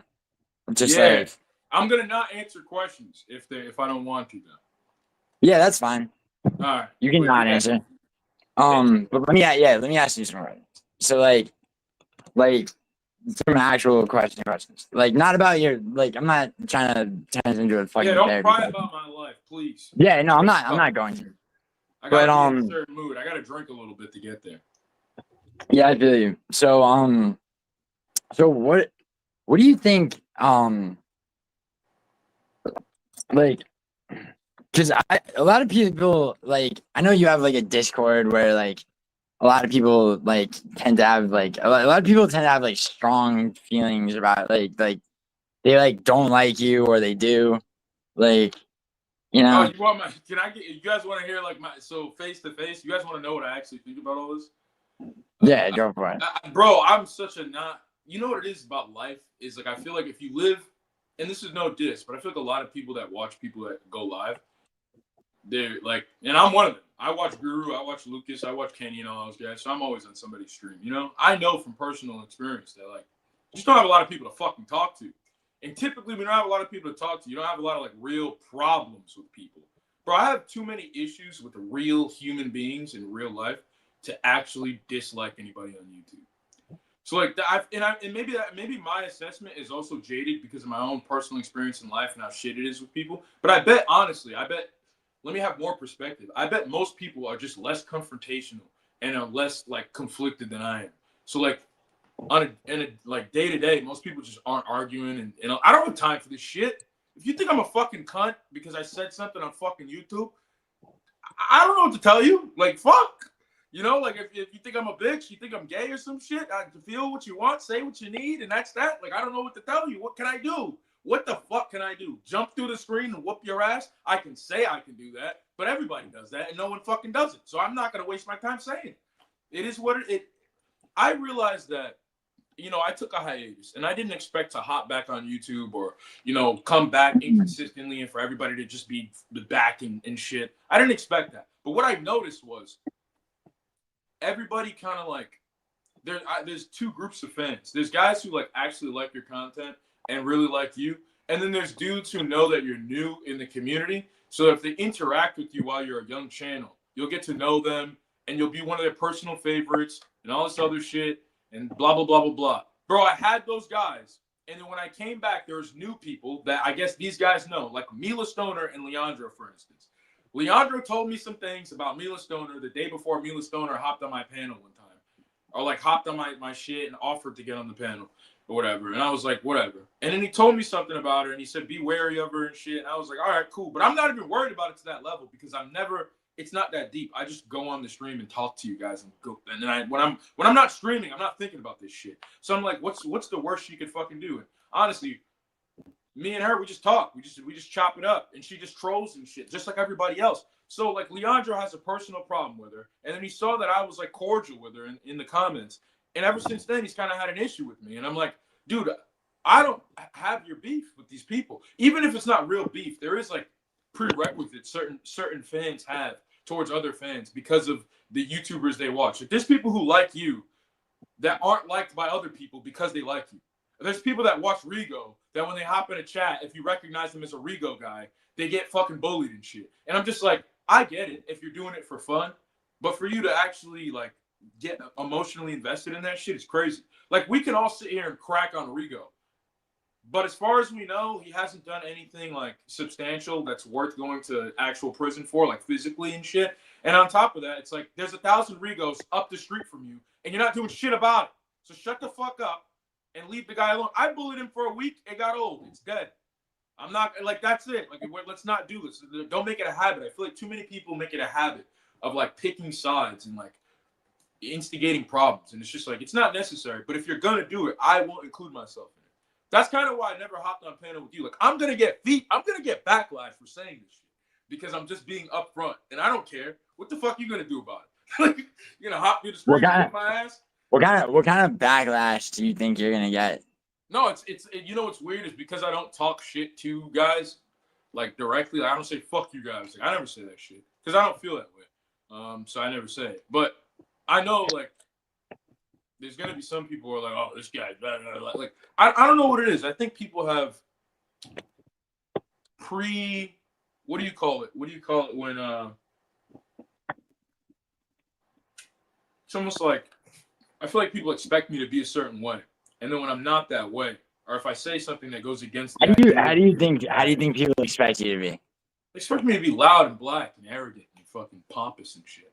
Because in my videos, I did that a lot. Like, I was just yelling at my phone. But that's literally for entertainment. There would be people that would comment under my videos and be like, look at this fucking loud, ignorant fuck. And I'm like, bro, I'm just joking. Like, that's the whole point. It's supposed to be like I'm playing into a stereotype. Like, just a wild, black fucking Florida man in the fucking woods screaming and shit. You know? Like, and then people couldn't even tell it was a joke. And then I'm sitting here defending something that's not even defended. I don't have to. It's an act. It's just, I'm just playing a character. So then I realized, like, fuck, like, no matter what you do on social media, on YouTube specifically, you know, people are going to have their opinions, and you can't really do much to change that. Like, if you think MMA Joey's a cunt because he's fat and shit, that's it. I've never seen, or if you don't like Kenny Okoye because he favors black fighters, that's it. You don't like MMA Guru because you think he's racist, that's it. No one's going to change your mind unless you want your mind to be changed. And I guess I'm just one of the most open-minded people in this community as far as, like, I just don't really care. Like, I don't like, for instance, Kenny. Like, I don't like Kenny. I don't like Kenny's type of person. Like, I know what type of person he is. He's a spoon-fed fucking coddled bitch, and he thinks he's fucking tough because he's an athlete. Being an athlete doesn't make you. You're talking about Kenny Okoye, right? Yeah, but at the I don't same like time, him either. He just gives snobby fucking frat kid vibes, and it is what it is. That's what he is, and I'm not mad about it. Like, fuck it. I've known 10 Kennys, and I never did shit to them. They're just other people. And regardless of what I think about Kenny personally, he's a successful YouTuber. I have to respect what he's done. Like, I look at his views, I look at his shit. It's always going up, and I'm like, man, that's inspiring. You know what I'm saying? I got to give the guy my props. What's crazy though is I remember. Do you really though? Do you really have to go like? All right, so let me. I don't have to say, oh man, Kenny Okoye is a good YouTuber. But if somebody asks me what I think about Kenny, I'm not gonna sit here and dog him because we're both two black YouTubers coming up and he doesn't respect me. Because he openly has disrespected me and like denounced me and said like he called me a retard and said like he'd never do a collab with me and all this other shit and that'll knock me out. But I was like, listen, that's exactly what everybody on the internet who wants nothing to do with me says. That's what everybody says. So it's and that's what I put him in. I put him in a category of like he's an NPC ass nigga. Like, I'm sorry, hey, Kenny, if you ever see this, you're an NPC. But he lives up. He might see this because somebody could clip this and send it to Kenny. And if Kenny ever sees this, Kenny, it's no disrespect. You can never beat me in a fight. Tell your fans you can't beat me up. You're not knocking me out. Idaho, it's Kenny Okoye. Yeah, yeah, dude. So you mentioned. I mean, see, it's like this is the thing, bro. Like, so you mentioned him. You mentioned MMA Joey that a lot of other people don't really like. But you know what? They're monopolies in this community. Like, they're very big channels in comparison to a lot of like me, for instance, and us. Like, and that's why I guess it's easier to talk shit about these guys. And you know what? It makes more. I don't want to beef with other guys on the come up. I do not want to beef with you. I don't want to beef with Clown. I don't want to beef with all these guys because we're all trying to get to the same thing. If we're gonna have beef on in the MMA YouTube community, we can't it'll be like the Roman Empire if we all start infighting and all the guys at the top are over here doing collabs with DJ and getting Volk on the podcast. Meanwhile, we're over here fighting over fucking scraps at the bottom. Like, that's what it is. It's turning into a weird monopoly, a weird pyramid. And I'm just like, if we want that to change, if we don't want Kenny Okoye being the representative for colored people, for what would you call it? Fucking minorities in the MMA YouTube community, we all have to just like, even if like I don't like Ronan MMA, for instance, I think Ronan would despise me in real life, but I respect him regardless. Like I don't think I would like Ronan in real life. He's too like stern. He's too hard of a person. That being said, I still watch his content and I think he's intelligent and I appreciate his perspective. Like, two can exist at the same time. There's duality to everything. And I don't think anybody gives me that credit. Like, everybody who dislikes me, they just talk about my negatives. Like, I never get any positives. Like, bro, even if you shit on me, I'll still tell you something good about yourself. Because I have to actually, I have to do an accurate assessment. Okay, so, and I mean, Betty's right now at this very moment calling Kenny out for not fighting you, for being a pussy, being soy, being Kenny Okoye. I don't think think Kenny's any of that. I don't even think he's like soft. I think Kenny actually, I think he's delusional enough to do well in a fight against someone who can't impose their will. Like even if they were trained, like because I don't know. This is a conversation that it's hard to have with people. I know sometimes fans get offended when I say this, but I hope one thing. A disclaimer. This goes for fighters as well. This whole like, oh, if you train or you don't train, that is not what wins an actual altercation. There's certain people who are just incapable of trying to kill people. If you're not capable of understanding that somebody across from you might have to die, you're able to get beat. Like I think Kenny, if he was in a fight with a 6'6" fucking tennis player and that guy was like trying to kill him, but like was like bashing him, I think Kenny would alter the next state, hit the next wall, and try to kill that guy.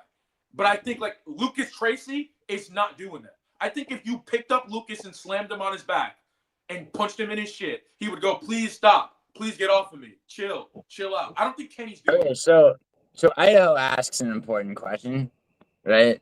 Which is, he asks, no, you're not is he bad? Yeah. So the thing is, yeah. That's the so same for me, essentially. People want you to argue with Vinny. Who the fuck is you Vinny? know who that is? Yeah, exactly. Who the fuck is Vinny? That's, and so like Vinny's a guy whose reality is fuck. How do I explain Vinny to someone who doesn't know what the fuck he is? All right. Yeah, fly him out to Arkansas to fight. All right, so Vinny's this guy that back in January, okay, like 2 people that were in my live stream found this guy Vinny's channel because he came into my stream. Now, this guy, the reality of his life is that he's abandoned his children and he's like essentially on the run, living in Colorado, blow-torching dab rigs and like luring fat women who don't speak English home from stop, that type of shit, right? Living that reality. So he would have you believe that he's literally up for Nobel Prizes, that that he somehow has like this past, where he's cured. Let me ask this question. Who gave Vinny validation first to even gain this? Well, actually I did, but I didn't mean to. You created a monster, brother. Yeah. I brought him on a stream, dude, and then the next time I was streaming, he thought he was gonna be like part of my life, so I told him to fuck off. We're addicted to it too, but there's levels, bro. Am I to blame for Vinny? Is the question. Yeah. Like you would say yes. Yeah, because you know what? Like I wouldn't say you're to blame. Don't put it like that. But like, are you responsible for enabling somebody to because if it wasn't for you, he never would have had the confidence to even say half the shit he's saying. You know what that says though about Vinny? That's what the version of himself that he became on YouTube after you gave him validation, that is a reflection of what he thinks of you. Think about that for a second. Interesting. Well, what about those that would say that Vinny skulked around MMA YouTube after I tossed him aside and essentially found a platform on other channels by being a fucking shit pile but being good for a laugh?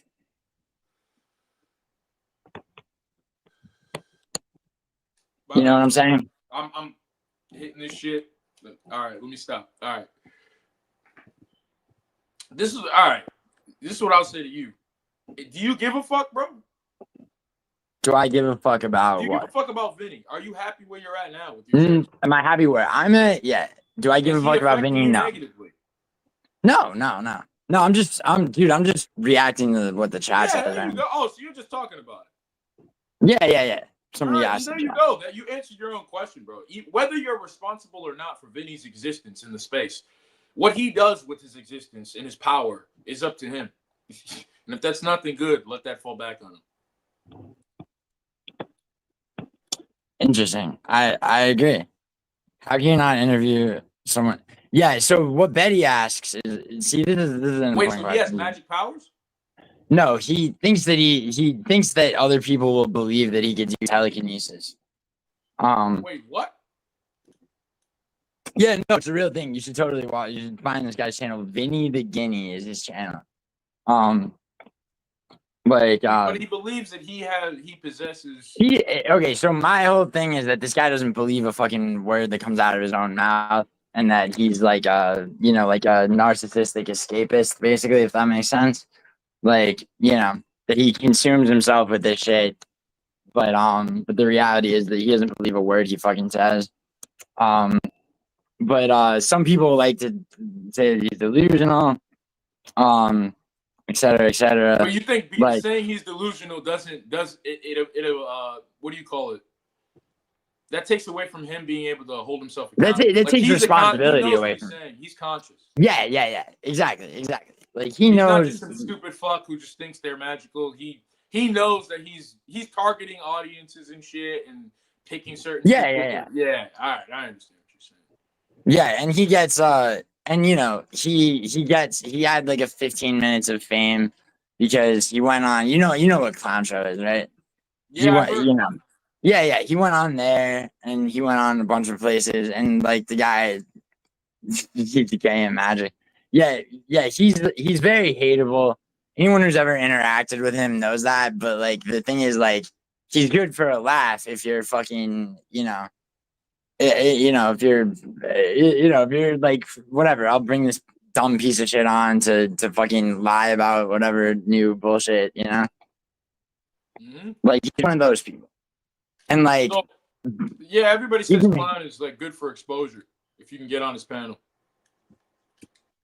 I don't know. See, the thing with clown show, dude, is that like back in like last October, dude, like really early into me having my channel, he attacked me, so I attacked him back. The thing I think clown show is good for is like he's a good barometer to see if somebody can deal with all, being attacked. I guess. My whole thing is I don't think I'll ever have these. I'll just tell guys straight up, like, if you saw me, would you say stuff bad to my face, even if you felt a certain way? Because I know I'm not the type of guy, like, I'll fuck somebody up and shit, but like I don't go up to people and just tell them how I feel, even if I don't like them. If I see somebody that used to pick on me when I was a kid or stole something from me a couple years ago, I'll probably just dap them up. What's up, bro? Walk away. Like, I mean, but that's kind of different, isn't it? Because you just said somebody that. Because, like, okay, if you like somebody, that's what I'm saying. Like, if it's you, you're talking about people that actually wronged you in the past, what I'm saying, right? though. Like, it's not real. If it's on YouTube, bro, I can't even like. We don't like each other because we have different opinions, or you think something I said or did was bad. Like what? Like what? And like your whole thing with Vinny is like the reality is what you said about Vinny may be true, but who cares? Like that's how I feel about it. Is like that's on him. It sounds like he's already wallowing in his own fucking same as me. Like, shit. Which is true, and you are right. You know what I mean? So I'm not saying you care, but I'm saying like just in general, like Kenny Okoye when he said I was retarded. Like if I was really sensitive and I took that personal, because I am a bit retarded. That's another thing. I'm also like transparent. Like so when he said that, I wasn't even really offended. I was like, "Oh, this guy's smart." What does he see?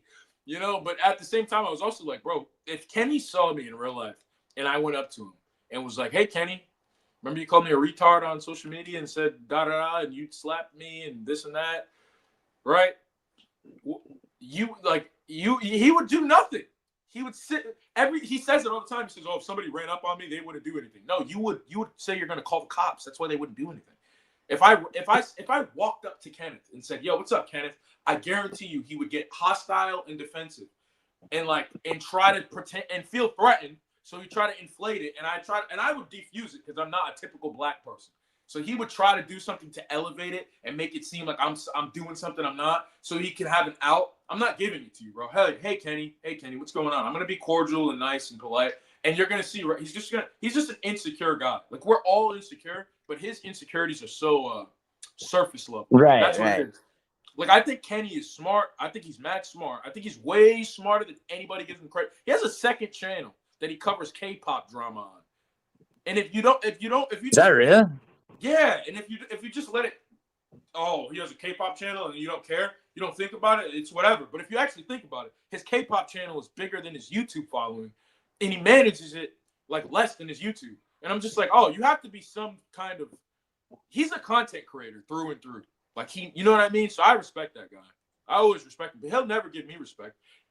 He'll never give it to me. And he watched my fight. He watched my last fight live, and I guess he tuned out after as soon as it ended and shit. He didn't give me any props or anything, but it's all good. I'm glad he saw it. Interesting.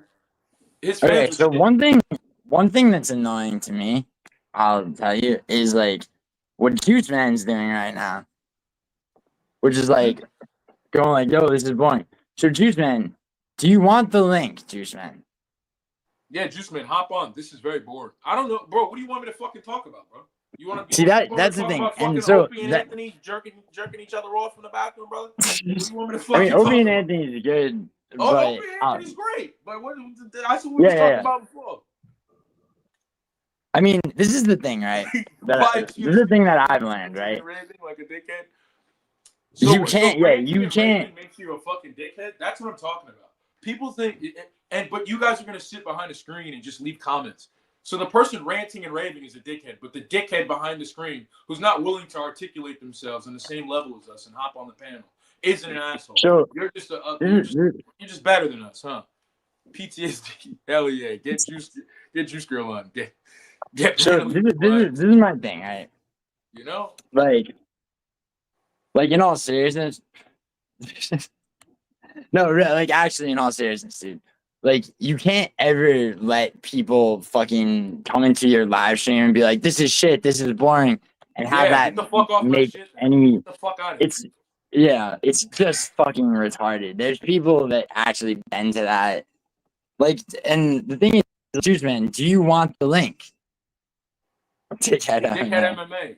You know what my whole thing is like, if I'm a dickhead, I'm a dickhead. Do something about it. Like, that's the issue, right? Juice Man, you know Anakin's not going to get on panel. That's been established, bro. Yeah, I don't care if like, Anakin MMA gets on panel. Like, but my Anakin's not going to come on. Dickhead MMA. Bro, if you think I'm an asshole, bro, I come here and tell me that. Tell me. Juice Man, will you get on panel right now? This dude's been in chat for. I'll hop on the panel and fucking. He just goes continue. All right, Juice Man, then stop acting like you're not listening to this shit. Well, you fucking, will you clean toilets or whatever the fuck you're doing? Like, hey, at least he's cleaning something. I mean, I was just being contrarian. Wait, yeah, dude. I mean, honestly. Anakin has several luxury apartments in people's heads. I mean, look, I think Anakin's fine, dude. I mean, but like, after a while, it's just like, what the fuck are people even talking about? Like, they're going after people like that. Like, one person. It's like, what's actually ridiculous about the shit is like that there are actual like people that lurk around MMA YouTube that are actual criminals. Like Lane is one. You ever see Lane, dude? That's a fucking that's a 58-year-old like who preys on people and is a gambling addict that tried to have her ex-husband killed. So like, I mean, there's people like that, but most people are just like fucking middle of the road regular people with normal jobs and shit. So it's fucking, it's fucking Vinny. I'm listening right now, bro. My bad. Yeah. No, I was just saying, like, people, I mean, people, basically, what am I about to say? I'm literally about to say people are fucking retarded on MMA YouTube, and nothing will remind you of that more than, than being part of like a quote unquote community, which is actually just fractured segments of retards who mostly more than anything want to attack. Yeah, bro, this is what I realized about MMA YouTube, bro. It's just like it's like you know how there's a nerd table in school, and then there's the sub nerds, like the people who like popular people would consider nerds, but like normal people would realize like, oh, they're just they're just normal people. Like that's the niggas on MMA YouTube are the guys that like don't want to be considered nerds, but everybody considers nerds. Like, you guys are fucking losers too. You call me a dickhead, call me a loser. People be like, oh, brokey. Like, bro, you're broke. We're all broke. You're not rich watching this shit. You're not sitting. Even if you got money, like, unless you got $1 billion, shut the fuck up. I met millionaires who had money and they lost it in a day. And I hope that's you if you hate me. This is why I don't get on panels, bro. Because no, dude, you're good on panel. Yeah. Crash out MMA. Get out of here, man. Get out of here. I'm gonna play some. Somebody should call himself Crash Out MMA. I'm sure somebody has. Hunt was clearing something up, which is that he wasn't calling you a dickhead. He was saying people who rant and rave are dickheads. I rant and rave, motherfucker. So I'm really yeah. To some extent, everybody does. I would say that there's people like so MMA Holes is this guy. If you've never heard of him, don't worry. Who fucking hangs to be crashed out MMA. Who started with me recently and continues this fucking gay beef, right? And well, Idaho, what am I gonna do, right? We're talking about gay drama on MMA YouTube. And like the thing with this guy basically is that no one takes the shit more seriously than him. He's incorporated a company where it's like, you know, basically he's turned his entire life into this shit, right? You know, and because of that, right, he gets real serious when people try to beef with him, and like, you know, he has this whole like gang of people that he's put together, you know, and all that shit. I know, but it's like somebody like that. It's like will I take like fucking 20 minutes to examine this guy's life? Yeah, sure. I will, right? And then I'll move on. Like, why? Because it's, you know, because it turns into shit. Like, and then I get blamed for starting and you know, beefs and shit. Well, that's what I heard. That's what I heard about you. You're a shit starter. Yeah, right. Well, as a matter of fact, bro, it's like I'm not really a shit starter. I think never you like are. that You're guy. like Loki, bro, from Marvel. That's a great comparison.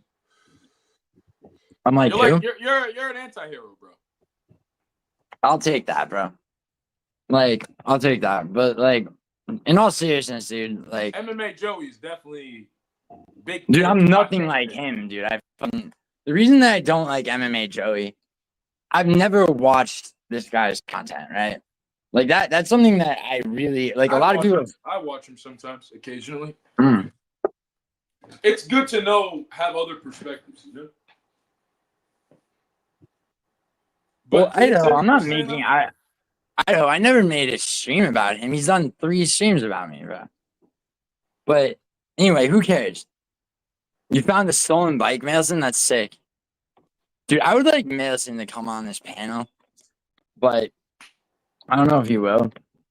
But yo, this might be my last stream for a minute. I'm not sure about that. Like, so if it's not, you know, and I do a stream after tomorrow, and people are telling me like, you know, oh, I thought you quit announcing your last stream for clout and shit.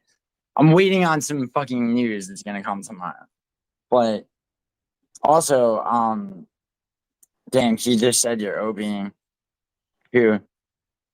Nah, I fucked up. I gotta buy toilet paper. Nelson forgot to buy toilet paper. All right, look. Yeah, I was calling you. Yeah, I don't know if it will be or not. But yeah, dude. Like, all right. So look, this is my thing. All right. This is a thing. Okay. If you have a channel and somebody, oh wait, dude, don't compare me to Opie. What the fuck is wrong with you? I'm not like I didn't Opie. say that you're Opie.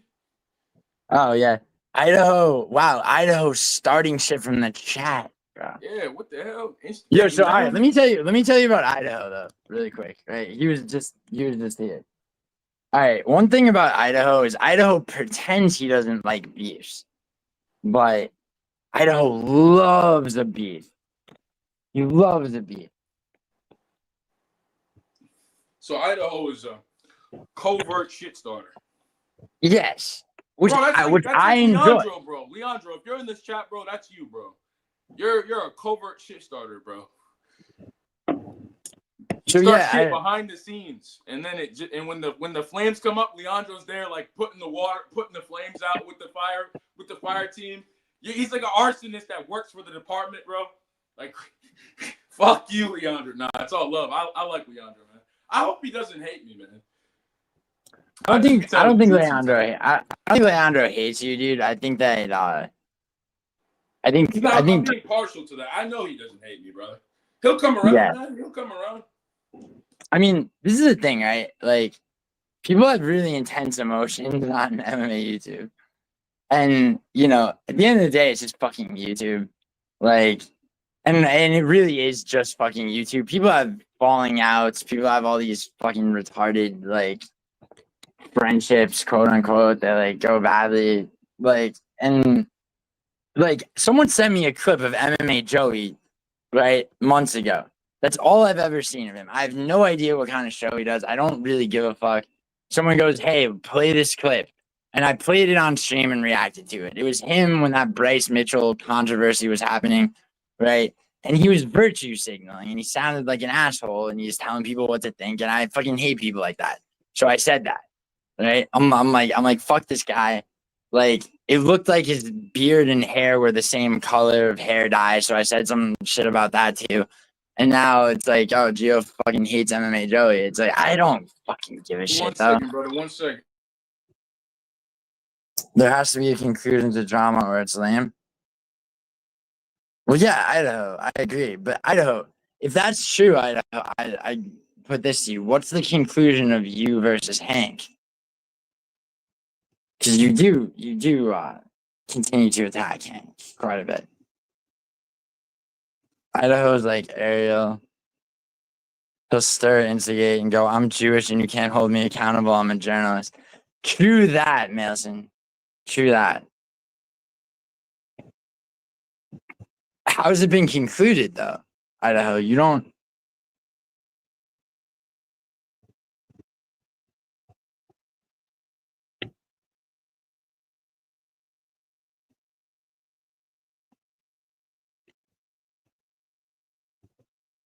Idaho, you don't consider yourself a journalist? I thought you were a journalist, though. I wish I could do... I can't do polls in this stream.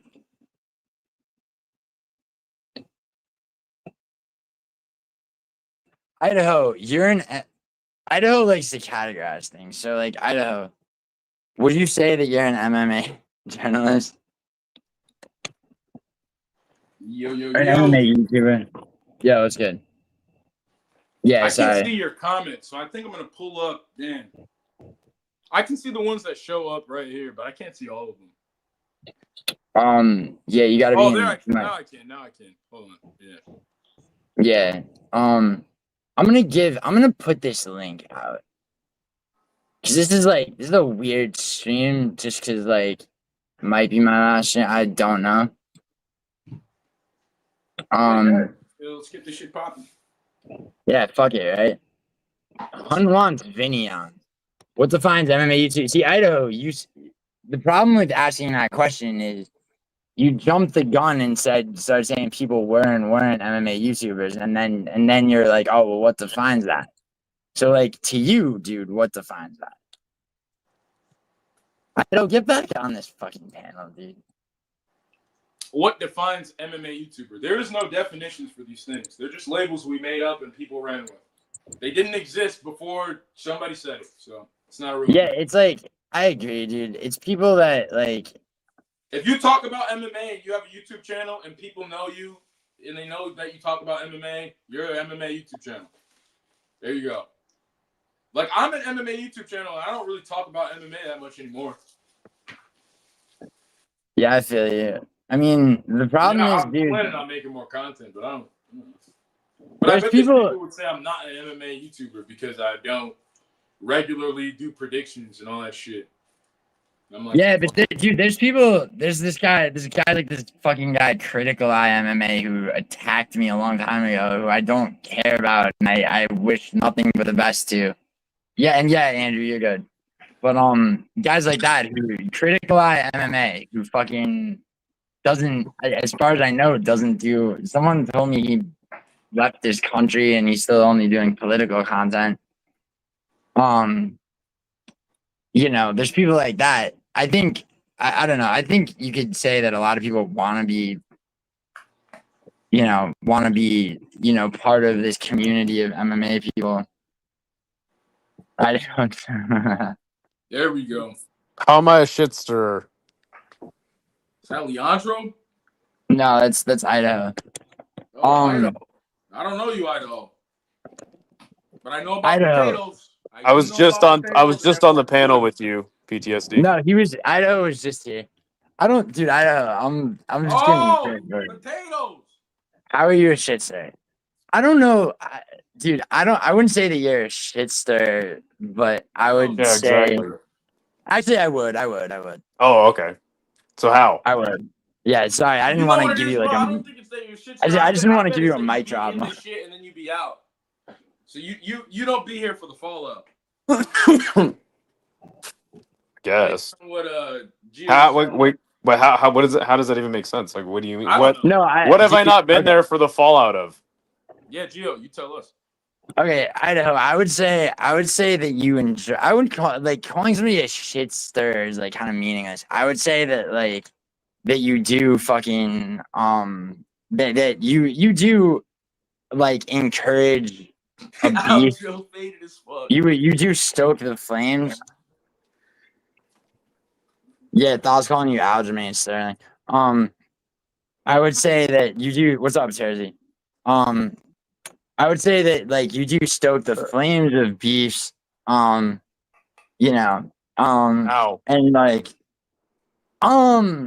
let me think. Now you got to think about it. No, I mean, well, I'm thinking of specific examples. I could say between me and Nocha for sure. Like my case on Nocha has lured you into taking part in certain things. Which I don't, by the way, you know me, right? I don't I'm not one of these faggots who's on about somebody's loyalty or disloyalty, right?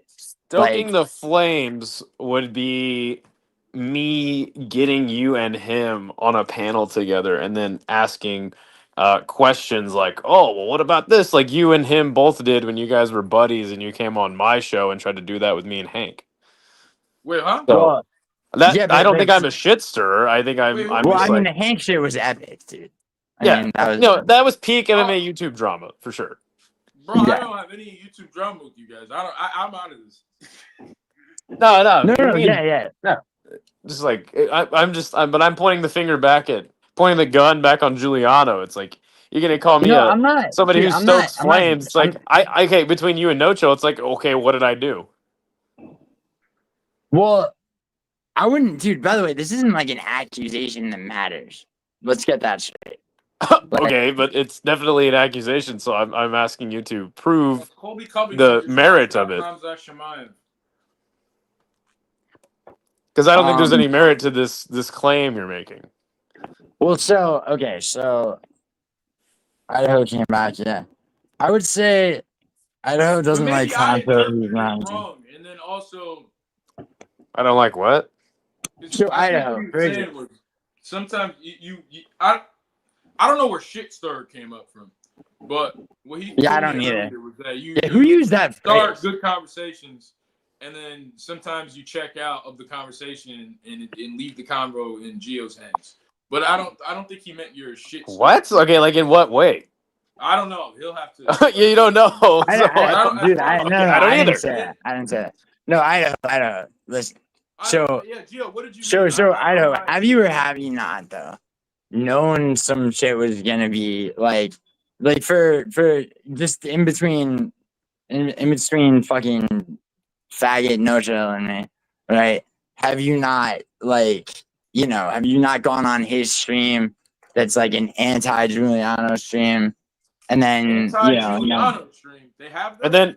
And then within a matter of 10 minutes, got on your stream for an anti-no-chill stream. Yes, that is the. Yes, you have. Let that be a fact in the court of shit stirring. Right. I don't know, law, whatever the fuck. I don't know. I lost it. Lore. Yes. All right. So it sounds like there is some controversy. Yeah, but like, okay, but like, even Giuliano knows because he watched it. It's like, am I sitting there going, yeah, fuck yeah, no chill, fuck it, Giuliano sucks, you know? I'm just like a bystander. Exactly. Bro, Idaho, believe it or not, I swear to God, I didn't watch it. Loyalty. I did watch a clip of it though, where you weren't giving him what he wanted, which was funny as fuck. But But yeah, it's like, I mean, will I say that, like, you know, you're, yeah, I mean, you're struggling. impartial. You're struggling, Gio. No, it's like you're impartial, but you're not, because if you really were impartial, you just wouldn't go on my stream or on his, right? I suppose. Right. Oh shit, Justin, what's good? This is getting weird. Oh God. How you doing? Where's bro? Rafuko? We need Rafuko to hop in now.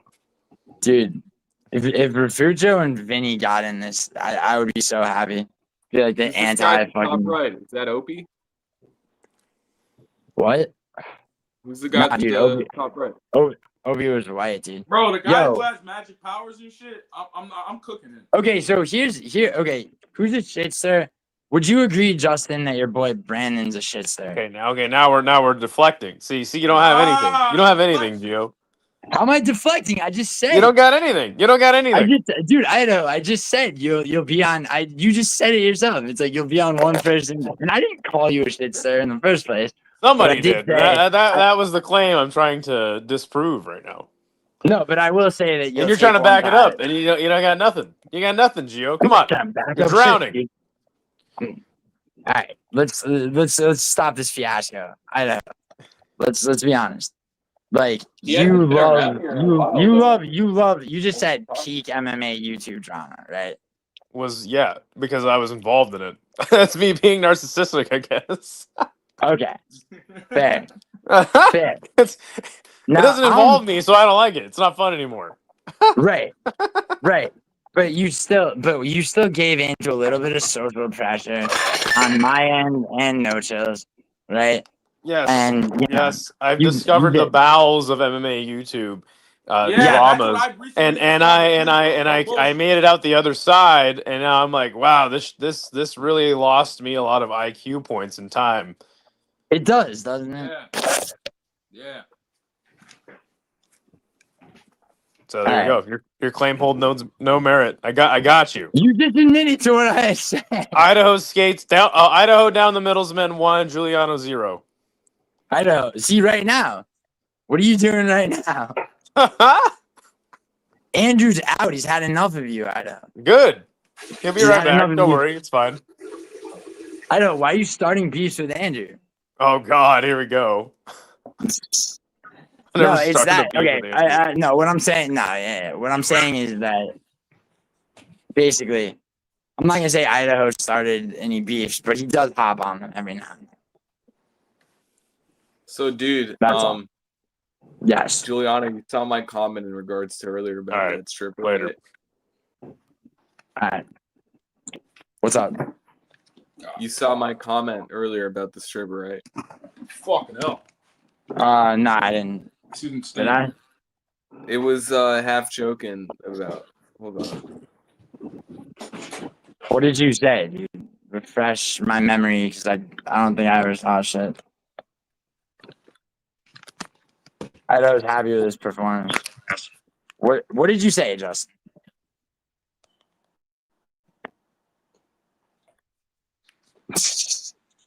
Everybody's out.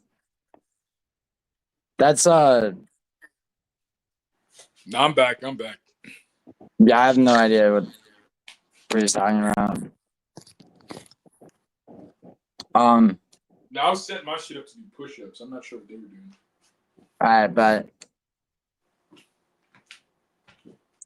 okay. Yo, so I don't know that necessarily we're gonna get to the bottom of anything. Yo, bro, it's not that. There doesn't have to be an objective to every conversation. No, there doesn't. You can just talk. Don't let people make you feel bad for just talking because they don't like to just talk. Because that's the thing. There's certain people that don't want to just talk. You know, they want to. Yeah. No, listen. At least it was. Yo, Melson. Yeah, what's really important is shit like Melson just made it out of the dollar store without getting stabbed. Like, yo, this man got to the dollar store. He said, "Give me the money," and they gave him the money, and he got home. Exactly. Now, Melson, what are you doing right now? Because like PTSD, I might have to. Since this may be my last stream, which is crazy, given the fucking, given the content, I guess I'll call it. Yeah. Melson, what are you doing right now? Email Melson. What's going on? Email? Yes, that's true. That is. Because PTSD, I might have to sub in Melson if that's all right with Melson and with you, to have one last look at MMA holes for a while.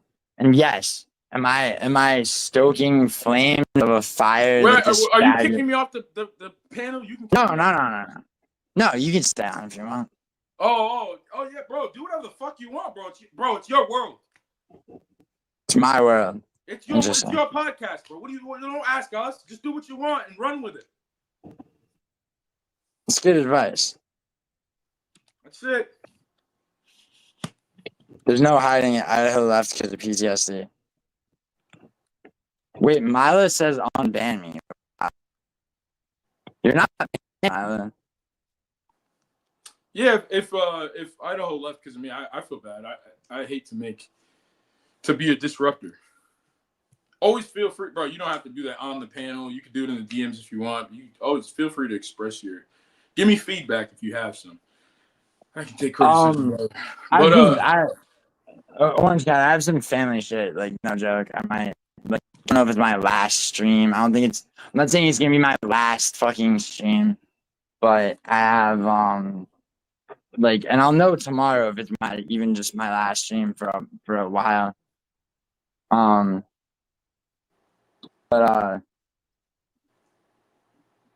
Wait, why is Mila hidden? Can we unhide her? Mila, click the link.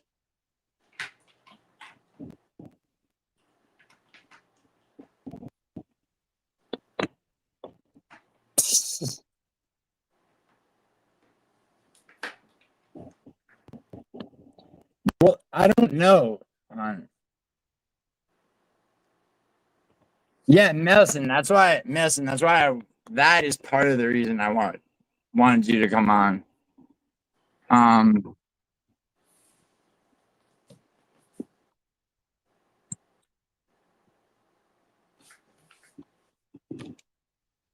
was gonna say, I guess I started the most shit this stream.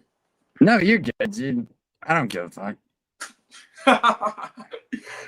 No, but when you guys yo, were like, apparently Tom, unhide Mila. I was like, I definitely started this shit, and I was just, Tom, stop hiding people. Yeah, stop hiding people, bro. Yeah, Tom, you did, you fucking liar. Dude that hid Mila goes, nobody hid Mila. Can you unhide everybody that doesn't deserve to be hidden? Yeah, I think so. I have to do this shit in my analytics. Dude, Tom, 3 people just told me you did, independent of each other. Is this bitch still on here?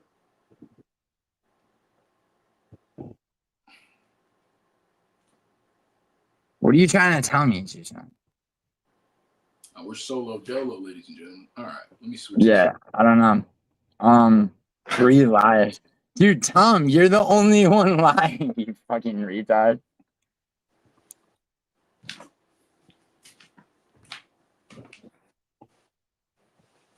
Dude, Tom wields that wrench like a fucking psycho. Yeah, no, Juice Man, you're right. You're right. I don't know, man. I'm on drugs. I'm not really on drugs, but Hey, bro. You know, that's the narrative. struggling with something, AA is always going to be there. Milton, what I want to talk about with Maz is like his fucking is the fact that I've been sent this fucking shit that I started playing earlier of his stupid ass like scratching his man bun, pretending he doesn't know who people are, and fucking playing like showing clips of me sleeping, which is fucking ridiculous.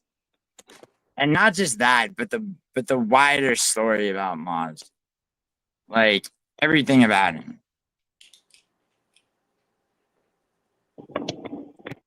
So what's the story? What's the story? Well, Nelson knows a lot of it. I still haven't hit this fucking blunt. Vinny the gyno. Yeah, I feel like this is another reason why I don't hop on panels, though, because I don't want. I am my personality is naturally disruptive. Like I deter people. I don't know why. I'm not saying people don't like me, but I don't know if people like me, but I do. Oh fucking hell! What the fuck happened to my? Dude, people don't like. Dude, people don't like me either. Dude, people will start with. I mean, people just like some. Yo, Andrew, like, dude, there you go.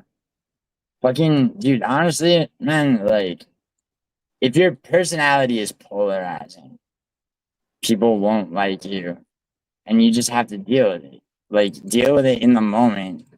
Like, I mean, that's it. Yeah, I'm not really concerned if people don't like me or not, but I will say it is annoying that like the reasons they don't like me aren't even valid. Yeah, that's the thing, dude. It's like when people start making up bullshit about you, it's like, think about it. It's like, because you're right that like obviously it's like YouTube isn't life, right? But it's like, you know, there's certain things that are funny. It's like, you know, let's talk about, right? Like I flipped a McLaren and people are still giving me shit. It's like, oh, you never had a McLaren, right? Like, but there's other shit too where it's like, bro, it's like you're you're trying to tell me. Well, never mind. I don't even need to get on shadow. But it's like, you know, people say shit where it's like, shout out musical MMA. Yeah, shout out to musical MMA.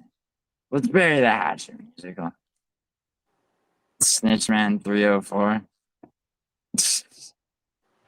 Tom, you don't stand your base. It is true, Tom, that you are a bit of a spineless jellyfish. He was like maybe on lunch break. Snitchman 304. Yo, Melton, what are you doing right now, though? Because like I want to get into.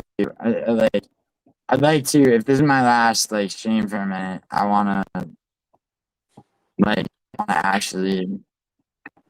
Yo, Gio, you want to start like a street beef sort of thing? With who? Could you? No, not with me, but you should start. I said not with you, dude. Like I'm saying with who? Because yeah, I've taught, dude. That's been everything from like a joke to like a serious, dude. Fucking Clown Show put that to me, and other people have too. Like, there's gonna be like a Hank versus No Chill thing that I would like to get off the ground. Isha City Life Project was talking to Tough Enough about that. Like, the thing is, like, yeah, bro. The question is, would I foot the bill for something like that? And the answer is yes. The problem is, like, you can't just have like even street beefs, dude, is sanctioned to the point where you got people signing releases and some people are paid. Understand? All you have to do is get your promoter's license. It doesn't have to be. You should get your promoter's license. Don't do a street beefs. Do an even more underground version. Like take it to like brainstorm, sit there and do a worse level. Like do a worse. So okay, so people think that okay, so let me actually tell you what's totally involved. All right, and that you don't just need a promoter's license, dude. You have to.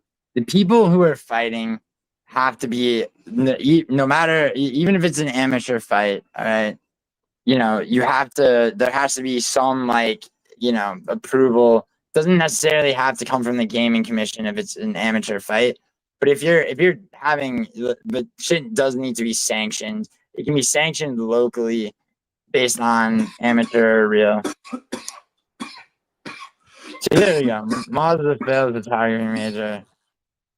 Exactly. Failed photography major that found an 18-year-old girl he can manipulate to prop up reviews. Yes, that's exactly right. Tersey, I don't know, dude. I got like some family shit, so I'll see. I'm gonna know tomorrow. Max Holloway. I'm not gonna. Right now. Dude, see, I don't give a fuck if he's live right now, dude. Max Holloway is a good fighter. Great fighter. I don't care if he's live streaming. Is Isha pregnant? Isha's a man. Do you mean Aisha? Okay. Dude, my girl's name is Aisha, not Isha. No, Aisha's not pregnant, you weirdo. If I die, call the cops. Here, Melson. I'm gonna give you the link. Yeah, Melson, hop on here. I'm gonna Big get MMA. You should come out of hiding. Get on the panel. I don't think that's, dude. It's like I don't think that's gonna happen, bro. I'll get him on here. I'll get him. I got that shank on. Come on, Big brother. Yo, come tell on, him bro. to, Brother. Big He's gotta be. I'm sorry, bro. The meal deal gloves, yield. I want to play. Come on, Big Gang. Let's go. How's Aisha doing? She's wow. She's alright. She might be MMA mad at me right now. Everyone leaving. It's not even that it's dying. It's just what I realized. I'm about to make another channel. No, Melson, you don't have to. You don't. Melson, just turn your camera off, dude. I'm about to make a fitness channel. Melson, you know how to fucking. It wants my. You know how StreamYard works. Home. Email Melson. We want to see those toes, man. Show us those toes walking home, brother. No, you don't have to show. Melson, you know how. I'm joking. I'm being guys. I'm joking. And like, keep your shoes on, email. Melson, I'm not just gonna fuck. I'll wait for you to.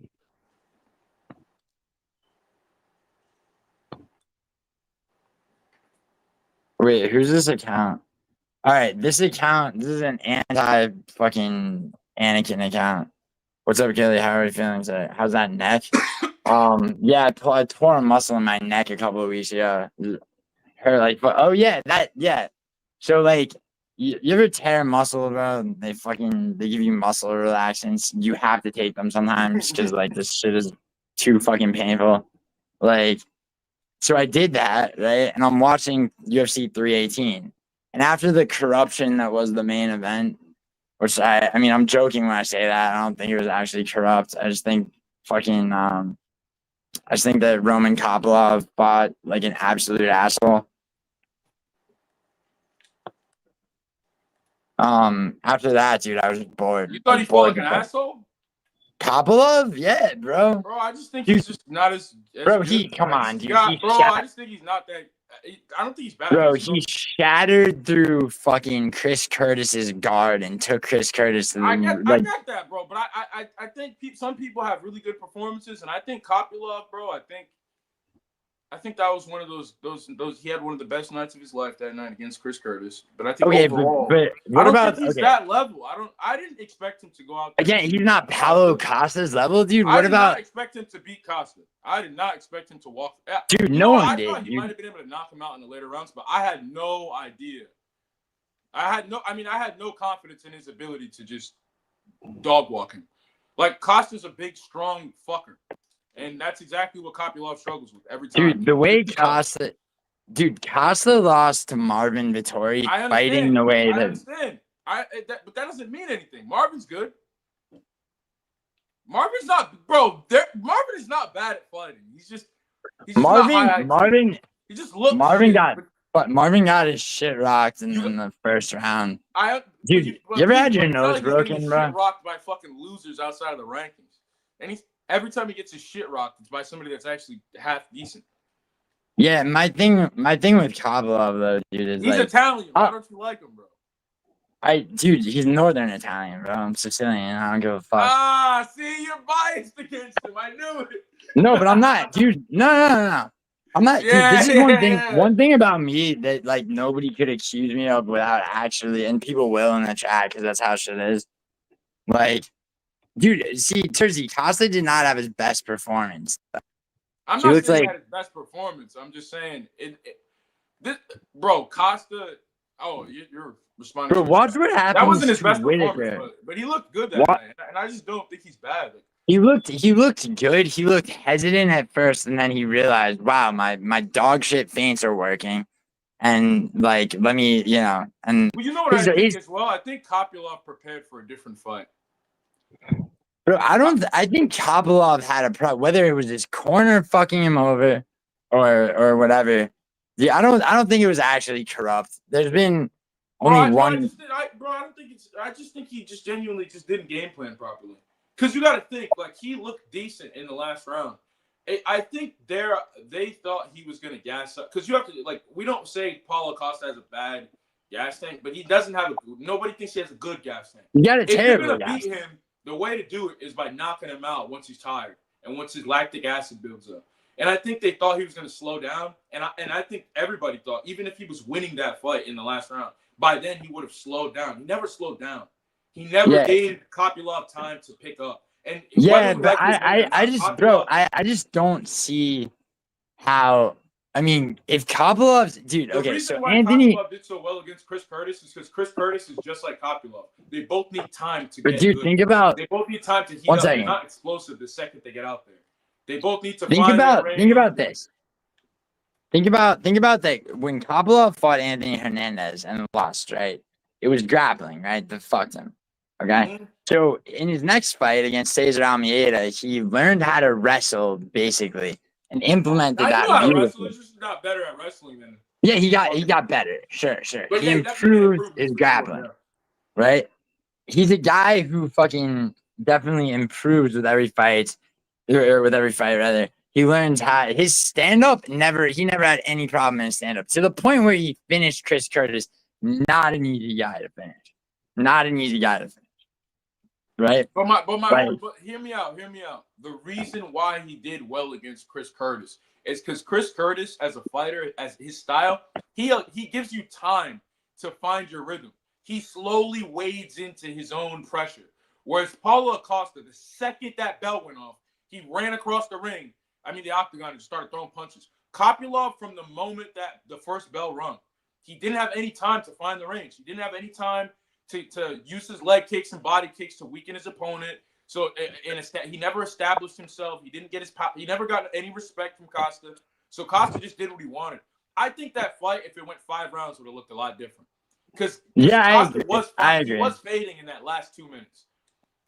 Dude, that's the thing with Costa too, is like he'll tire himself out. Well, that's what I'm saying. I think they expected him to tire himself out sooner. I think it was just bad game planning. I just don't understand why somebody like Kopylov, dude, he was diving on Cesar Almeida, and Cesar Almeida is a guy who aggressively strikes. You know what I mean? Like, it's not like to me, dude. You know what the problem with Costa is though, is the counters inside. He has so much power compared to a guy like Almeida inside those inside uppercuts. I don't see like you say that, bro, but Almeida has nothing. Like his wins are aside from the fucking weird ass Ihor Peteria fight, right? He has nothing but fucking knockouts, bro. No, I understand that. That's not what I'm talking about, though. You can look at Alex Pierre. He's a great knockout puncher, but he can't pocket box for shit. So it's like, what I'm saying about Paulo Costa is he can't really box for shit unless he's in the heat, unless he's in the thick of it. And the problem with Kopylov is his style is he's either outside throwing body kicks and low kicks and popping his jab, which he can't really do against Costa because he just either stands still or is moving forward. He's like a shark. And then the other thing is, bro, Costa, when he's inside, bro, those bombs he's throwing, The bombs that's the only time he lands is when he's right in front of you, off the break. Like Marvin Vettori, the only time he lands is off the break when he's right in front of you, or throwing that jab out there. And that's where Kopylov struggles. He sucks in the fucking pocket. That's why he throws body kicks at range and shit. And every time Kopylov gets hit, no matter how good you thought he was when he first got here, everybody can admit this. Every time he gets hit, he does this. Yeah, every single fucking time. I knew he was gonna lose. It's just a matter of like the style. It's not built for a pressure fighter. Robert Whittaker would have pieced him up. Rainer de Ritter is gonna piece him up. Bo Nickel could probably beat Roman Kopylov, because Kopylov doesn't have the power to knock out Bo Nickel. Dude, what's crazy? Yeah, I disagree, dude. I think Kopylov, dude, any little strike from him would had any strike he landed had respect from Costa. Like any little strike had Costa shook a little bit. He had Costa against the cage, circling out. That is Costa though. Like he as dangerous as he is, he's very human. Like when he gets hurt. Look, when he gets hurt, you can see it. When he's confused or he doesn't know what to do, you can tell. He's very easy to read. I think Kopylov. I don't know. Yeah, you're right though. I'll give you credit. Yeah, you're right. Because in that second round, here's the other thing. Kopylov was really putting the beats on him at certain moments. I thought that. I mean, the whole main card was like upsets basically, except maybe the main event. Like, I mean, if you're talking about odds, then it all was. But except the main event, I should say. But like, you had Zellhuber losing that nigga is a welterweight. They need to move him up to welterweight. Michael Johnson at 40 should not be beating you up at lightweight. He's a welterweight that can make lightweight. Yeah, Michael Johnson looked a lot. Dude, that Darius Flowers fight, bro, he was in trouble against Darius Flowers. Then he comes out, gets that second round knockout against Zayter. And then all of a sudden, he's like, he had Daniel Zelly. Costa's just a tank, Ucili says. Yeah, Costa, that's what I'm saying. Kopylov's style is he didn't have enough time, nor was it like he just Costa, the second the fight started, like he just went up, he did exactly what he said he was gonna do. Leading up to that fight, he said, I'm gonna go in there and I'm just gonna beat him up. I'm just gonna be in front of him and I'm just gonna land powerful shots. He's not gonna be able to keep up with me. I mean, I have a hard time. I mean, if you heard Kopylov's corner, bro, his corner was like his team sucks. Dude, his team sucks. Gio, you're right. I think Kopylov's really good. I just think his game plan sucked. Yeah, I think there's ways he could have beat Costa. Definitely could have beat him. He definitely should have clipped more, but I think he would have got knocked out if he got too close. If he was just like I really don't think so, bro. I mean, I've seen him. He was getting hurt badly in that fight. He got subbed by Anthony Hernandez, and like after that, like his I don't look bad on him for that fight. I didn't expect him to beat Anthony Hernandez either. I don't expect him to be anybody that's proven themselves in that division in the top 10. Dude, I think you rematch him versus Costa with a different fight camp for sure. I think he wins. I think he could beat him. Yeah, he wasn't kick heavy. There must have been something wrong with him too. There must have been like an injury or something. Dude, there had to have been, right? Because the way he was fighting was very like he was only using one side of his body at moments in the fight. Yeah, he was biting on feints that weren't shit, dude. And also Costa's torso was open for kicks, and Kopylov, the type of kick that Kopylov broke through Curtis's guard into a TKO. Like, I mean, you say what you want about Chris Curtis. At 185, dude, Chris Curtis's guard is very sound. I mean, Brendan Allen had a way tougher time against Curtis in that. Bro, Brendan Allen, bro. Than he did against. That nigga. I think he beats the fuck out of RDR. Out of who? RDR. Rainer de Ritter. I think Brendan Allen. No. I think Jared Cannonier beats Rainer de Ritter. I think RoboCop. Jared Cannonier. Okay, Jared Cannonier is a different story. We'll see how. Anybody who can crack is beating him up, bro. Because he has no defense. He gets hit easily. He's there to be hit. Like, I watched his tapes back, bro. He gets hit. He's just tough. Did you ever Being watch him tough on in one? championship and being tough against Bo Nickel is not a testament, bro. When Jared Cannonier is doubling up on jabs. Yeah, but when you got, dude, when you beat Mearshart, then you beat Kevin Allen, then you project Bo Nickel in the way that you did. Bro. Throw him in there with Costa. Oh my god, dude, Whitaker beat Luke fucking Rockhold puts the beats on it, bro. Nah, dude. Dude, you ever? Yeah.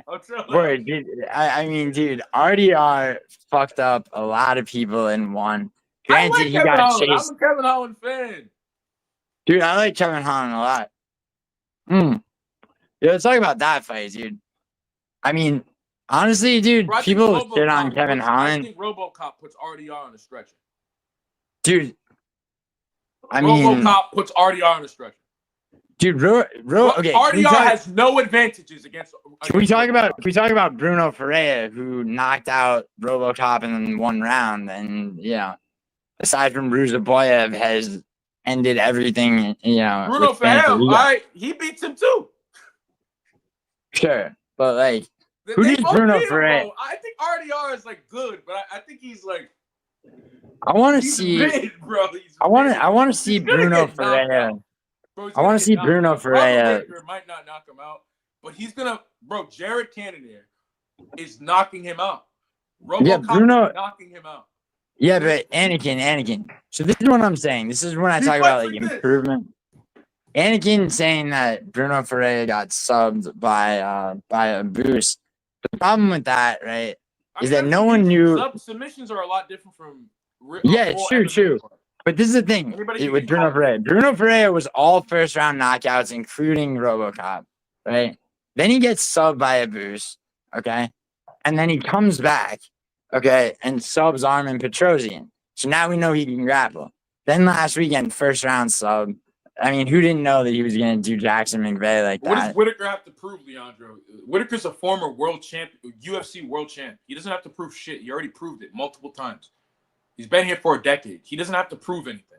Just like Poirier and Justin Gaethje don't have to climb their way back up the rankings. I mean, Whitaker though, dude, Whitaker's had an interesting run, dude. Because like, it's like he lost that belt as soon as he got it.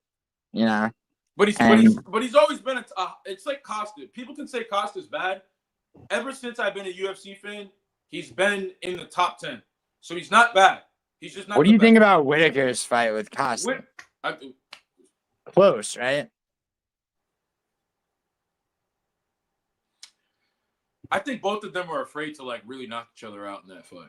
I think so too, bro. I don't. Now you say afraid. You say afraid. I say stand up and trade. Yeah, you say afraid, but that fight was pretty much standing and trading. So you say afraid. I say incapable. I wouldn't even say incapable. I just think they weren't trying to kill each other. There wasn't one point in that fight where Paulo Costa looked like he wanted to murder. Like, he was in there trying to murder this nigga Kopylov. See, one thing Costa always does is he taunts. Like, he'll do this shit. He does. He's good. Yeah, even if he's losing, he still manages to. Which I don't really have much respect for because the second that win against Rob, RDR bro. I don't think being much bigger matters, bro. We're basing this off of him steamrolling Bo Nickel. No. Nickel up in the box. No, I'm not, bro. I'm not basing it off of that, dude. I'm basing it first of all how he beat Bo Nickel. That's his best win. Dude. Kevin Holland before that. You think Kevin Holland's not getting choked out by fucking Bo Nickel? As much as I like Kevin Holland, that is the fight he loses. That's one of those Kevin Holland. Bo Nickel's stand up. He should beat him, but he gets taken Bo Nickel down on the feet was barely a step ahead of Paul Craig, and we're not talking about prime Paul Craig. That's finishing. I think neither of them fought to their full potential in that fight, and I think if they did, it would have looked competitive until it didn't, and Bo would have won. I don't think either of them are actually. I don't think we can look at that fight and go, this is what Bo Nickel looks like against Paul Craig. Neither of them were trying to win. So it's like they weren't fighting; they were sparring. And yeah, You know what I mean? Yeah. I think I do. I think if Bo Nickel, if you put a gun to their head and was like, you have to bite down on the mouthpiece and kill each other, Bo Nickel comes out on top. Nah, I don't think Paul so. Craig has no. I love Paul Craig, bro. He's such an epic fighter, bro. This Bro, he nigga hasn't. has zero ability to chain combinations or time strikes. Zero. Bro, he just isn't a striker. Bro, it's not even the point. His jiu-jitsu is not high level enough anymore. Well, yeah, I mean that's why grappling evolves every couple years, and right now he was at 5 years ago pinnacle of the sport. Right now, 80 overall, 85 overall. He just doesn't. He's not an offensive grappling threat in the top 10 of any. No, yeah, that's right, dude. That's why he'll open his guard, and he gets knocked the fuck out or beat the fuck out on points. And I love the guy. I love him, but he's not beating Bo Nickel. And if you're like Villado and you're stupid enough to jump in his guard, and then you have to put on an Oscar performance acting like you got up kicks. But imagine you like force them to just go overhand for overhand. Bo's gonna win. Eventually. I think, dude, I don't think gonna steam him. I mean, it's possible. I think he's big and massive enough. Every time I watch Paul Craig and I pick him to win a fight. Sure, yeah. I get sad, bro, because he looks like he's supposed to do damage. It doesn't matter if he's not a striker, bro. How are you at this level of the sport and you have zero ability to throw a 1-2 and a low kick? I can do that. Okay, this Tom wants to know, who did Aspinall ever beat that matters? Sergey Pavlovich, Curtis Blades. It's like, I mean, these are people that, bro, it's like Curtis Blades stopped your boy Kuniev, and you could call that a robbery, bro. Like, Kuniev was supposed to finish him. That was whatever. Are we really sitting here talking, bro? All right, I'm gonna just be real. Can I tell you guys something? Right? I have a transgender roommate who I watch UFC with sometimes. and right, every now and then when like John Jones or Izzy is fighting, we'll watch that shit. And you know what she told me about the whole Tom Aspinall, when she found out Tom Aspinall got the vacant title, she said that this is a casual who knows nothing about the sport and is looking at it. No bias. Doesn't know Tom transgender opinion on Tom Aspinall. Bro, hear me out. She has no bias. Yeah. She does not know the fighters. She doesn't know who's better or why you should. She goes, why wouldn't they just make Tom Aspinall fight the other best guy? Why would they just give him a free belt? That makes no sense. That's what a casual who doesn't know about the sport thinks. Because Tom Aspinall, that's the reality.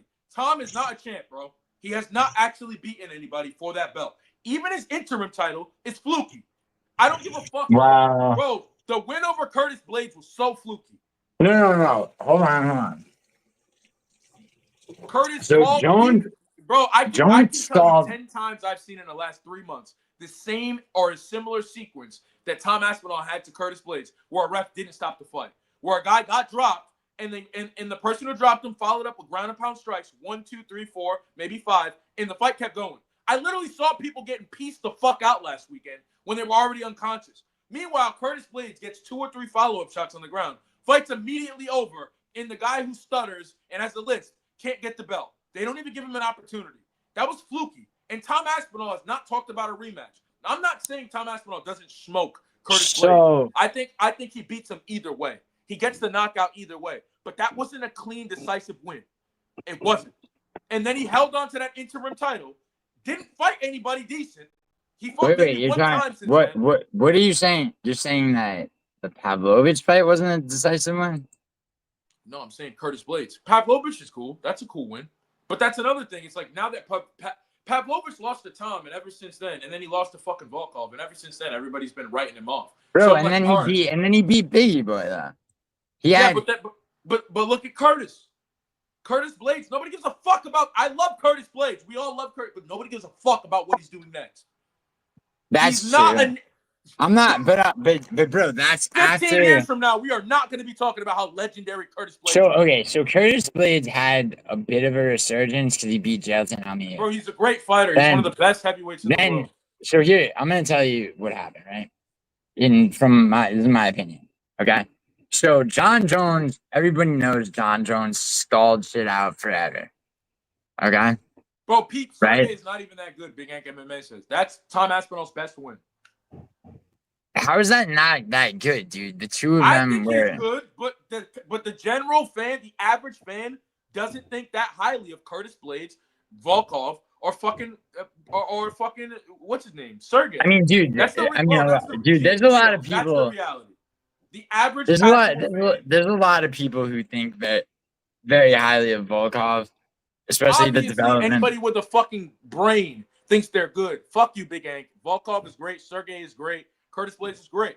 But I'm telling you, if you ask a 16-year-old TikTok MMA fan what they think of Sergey Pavlovich, they're gonna go, "Oh, isn't that the guy who got starched by Aspinall? He's bummed. He's a bum. I don't care about that guy." That's what they think, bro. And I mean, and yeah, people dude, be but like, like, Aspinall's a great champion. Or, but then yeah, I mean, but then it's like you're talking to children, yeah. But that's half of the sports fan base now, bro. Yeah, sadly, you're kind of right. That's half of the sports fan base, bro. Ilya Tabori is the greatest fighter, bro. Lucas Tracy needs to be stopped. Dude, Lucas Tracy's fucking retarded. He needs to be stopped. He's actually poisoning the fan base. All right, so can I tell you one thing? Like, not to quickly, very quickly, and then get off it. Like I'm not trying to fuck with the YouTube beefs and shit. Lucas Tracy, let me tell you why Lucas Tracy is the worst piece of shit on MMA YouTube. Jesus, or one of them. And the reason is, dude, Lucas Tracy saw his angle, right? Where he goes, all right, like and if it wasn't MMA, it would have been something else. Let's say fucking racquetball was as popular on YouTube as MMA, right? Lucas Tracy sat and he studied. He ripped off MMA Guru. He did, ripped off a bunch of other people, and he made his family-friendly Abercrombie and Fitch fucking nobody gets hurt, everybody has a good time, I'm a harmless retard channel, right? And and people listen to it. And I'm sure occasionally people put money on it. That's the biggest problem I have, right? But none of this guy's takes. And I don't watch this guy's channel. All I knew about Lucas Tracy until someone sent me a clip to react to when I was on live stream, right? Was that and I heard this from MMA Guru himself, all right, told me like, yo, this guy picked fucking Abercrombie and Fitch was a good one. That was good. No, he told me that he picked Gaziev. Tracy did. He picked Gaziev to beat fucking Ruzaboyev. Or not Ruzaboyev, I'm sorry, to pick Rosenstrike. He picked Gaziev to beat Biggie Boy. Now, that's a rookie pick at best. All right. At worst, that's a casual ass motherfucker who essentially, like, if you look at, if you just by numbers, bro, like, which is another thing I really don't give a fuck about. Like, you're like, oh, you botted your channel. I didn't bot my channel. If somebody botted my channel, please stand up.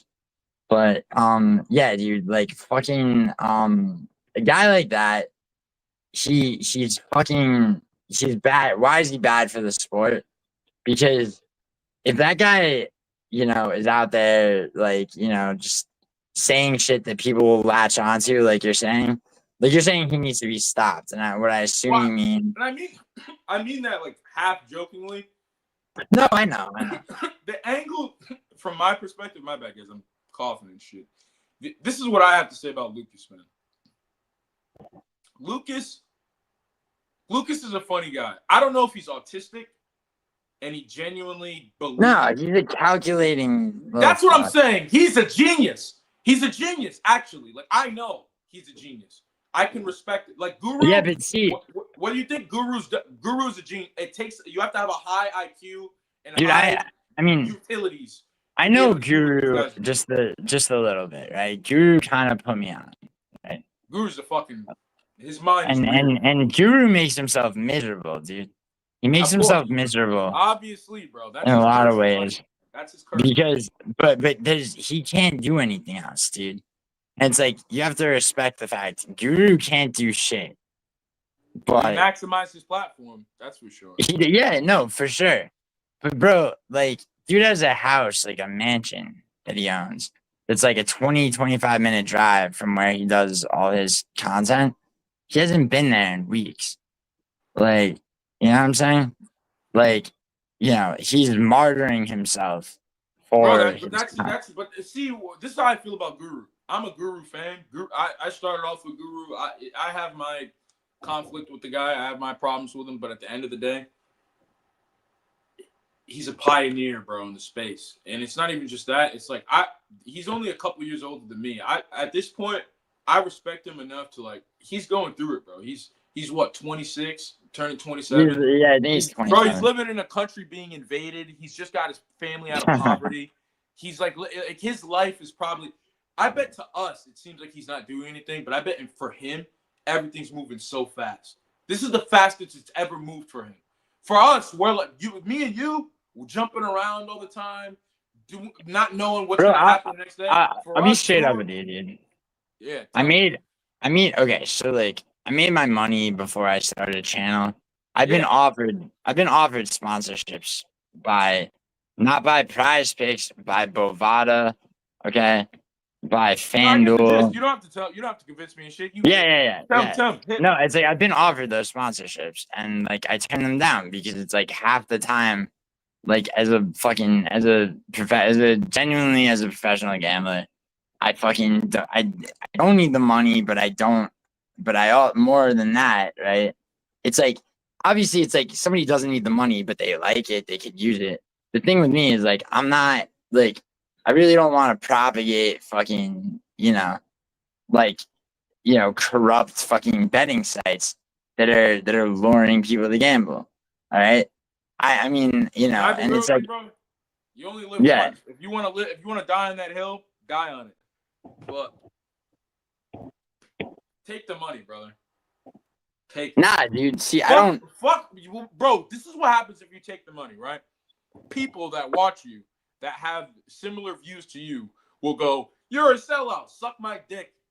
Eat a fucking Frank and move the fuck on. Put some ketchup on it, bitch." But at the end of the day, it's like, what am I, dude? Because like I couldn't take the money because this is the thing. Life, bro. No, but this is the thing. It's like in some ways you're important. You need to take the money.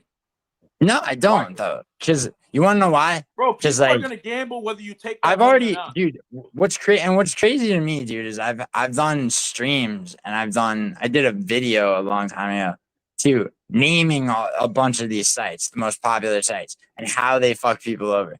And still, Bovada, FanDuel, they're all of a sudden it's like they're on my dick because I have a that bunch makes them want to work with you more. Yeah, but I don't see, and that's the thing though. But you ask them, they're like, "All right, well, I will be talking about how, the various ways in which you guys fuck people out of money and shit like that." But here, if bro, that's people cool fuck with you, themselves up, Gio. People have agency over yeah, their own it's true. That is true. I don't but gamble. I have a addicted personality in some aspects, but I don't gamble. You know why? Because it's fucking dumb. So it is stupid, and it is stupid. It's dumb, and if you do it, you're doing dumb shit, and we all do dumb shit, and it's everybody's fault. Yeah, but so this is the problem, though. You got sites now. I am aware of a lot of the sites like or channels that are like they're dedicated to getting people to like they use their YouTube channels as like advertisements, right, for their paywalled gambling sites. Okay. Like Lucrative James would be probably number one. And a guy like that, okay, what he's doing is he's not. This is the guy that just drank his own piss. Parlay, for instance. I mean, yeah, parlay him and Lyoto Machida, though, Yo, bro, it was an accident, man. It's an accident now? It was an accident, bro. Dude, I'm not going to get into this again. No, you're good. He's just. No, I'm joking. That's what I'm saying. People just fucking with you. Dude, I'm just fucking around. I'm very animate, bro. You guys. Yeah, see, right away. Parlay, like I did that. So parlay is like I did that once. Parlay, if you're saying you did it once, but you did it. Because I mean, parlay, you did it. It looks the same. You did it once. It looks the same. I put it in an Arizona bottle. You don't get it, bro. You don't get it. Listen. Parlay goes, I did this once. That means he did it once this week. In the last 4 months. All right, that's not too many times. The time is spread out enough where you can give me some slack. See, Parlay says he did it once, which means he did it once this week. And this week is like half. Yo, we're like Kyoto did it 10 times today. Yeah. Yeah, and that's why he got fucking fucked, dude. That's why that armbar didn't sub John Jones. Or am I thinking of Belfort? I mix those two up sometimes. But yo, look. So, like, what I'm saying now is that, like, you know, people. I understand why Guru. I understand why Guru took his sponsorship, right? I don't begrudge him doing that because he is entirely dependent on income from YouTube. And should his videos get demonetized, which they often do, because the bottom line when you get to a certain point is like, do you want to make money or do you want to be yourself, right? And you know, somebody like Guru wants to be himself, but now that he's dependent on that income, and not only him, his family, right? He's got a choice to make. Would he rather do a live read for prize picks? You know, it's not DraftKings, which is the most evil one. And, you know, and Nina, who I'm friends with, has a DraftKings sponsorship by way of the UFC. The UFC is entirely sponsored by DraftKings. That scumbag Gianni is on there offering fucking card counting classes as if that shit's real. Like MGM wouldn't fucking dead that shit in 2 seconds. You know, if somebody actually, you know, just on the strip offering fucking card counting classes. Like, you know, a lot of this shit is fucking retarded. I used to watch Contender Series, right? Mm-hmm. And it'd be me and my 3 friends. And as soon as like this guy would put up, here's my fucking, I'm gonna go with the under on that. He'd throw up like prop parlays. My one friend would go for his phone, and I'd be like, dude, hold on. I'll tail this guy's fucking bet. All right, you sit tight. All right, I'll throw $20 on this guy's fucking bet to win however many hundred. Watch it not hit. It never hit. That guy's a fraud. Shadowboxing. But yeah, point being, yeah, here, and Anakin just sent me a fucking Gianni video. This guy is the worst piece of shit alive. You probably know this guy. Here, look at him. Like, Yanni's a great report, and I absolutely fire Philly. 5% big move. Who the fuck is that guy? Already beaten right after UFC 10-19. I'm up 5% behind the scenes. See when I won't tell you the last 365. Basically. Oh wow. Anyway, the point is, dude, that guy is a soulless piece of shit.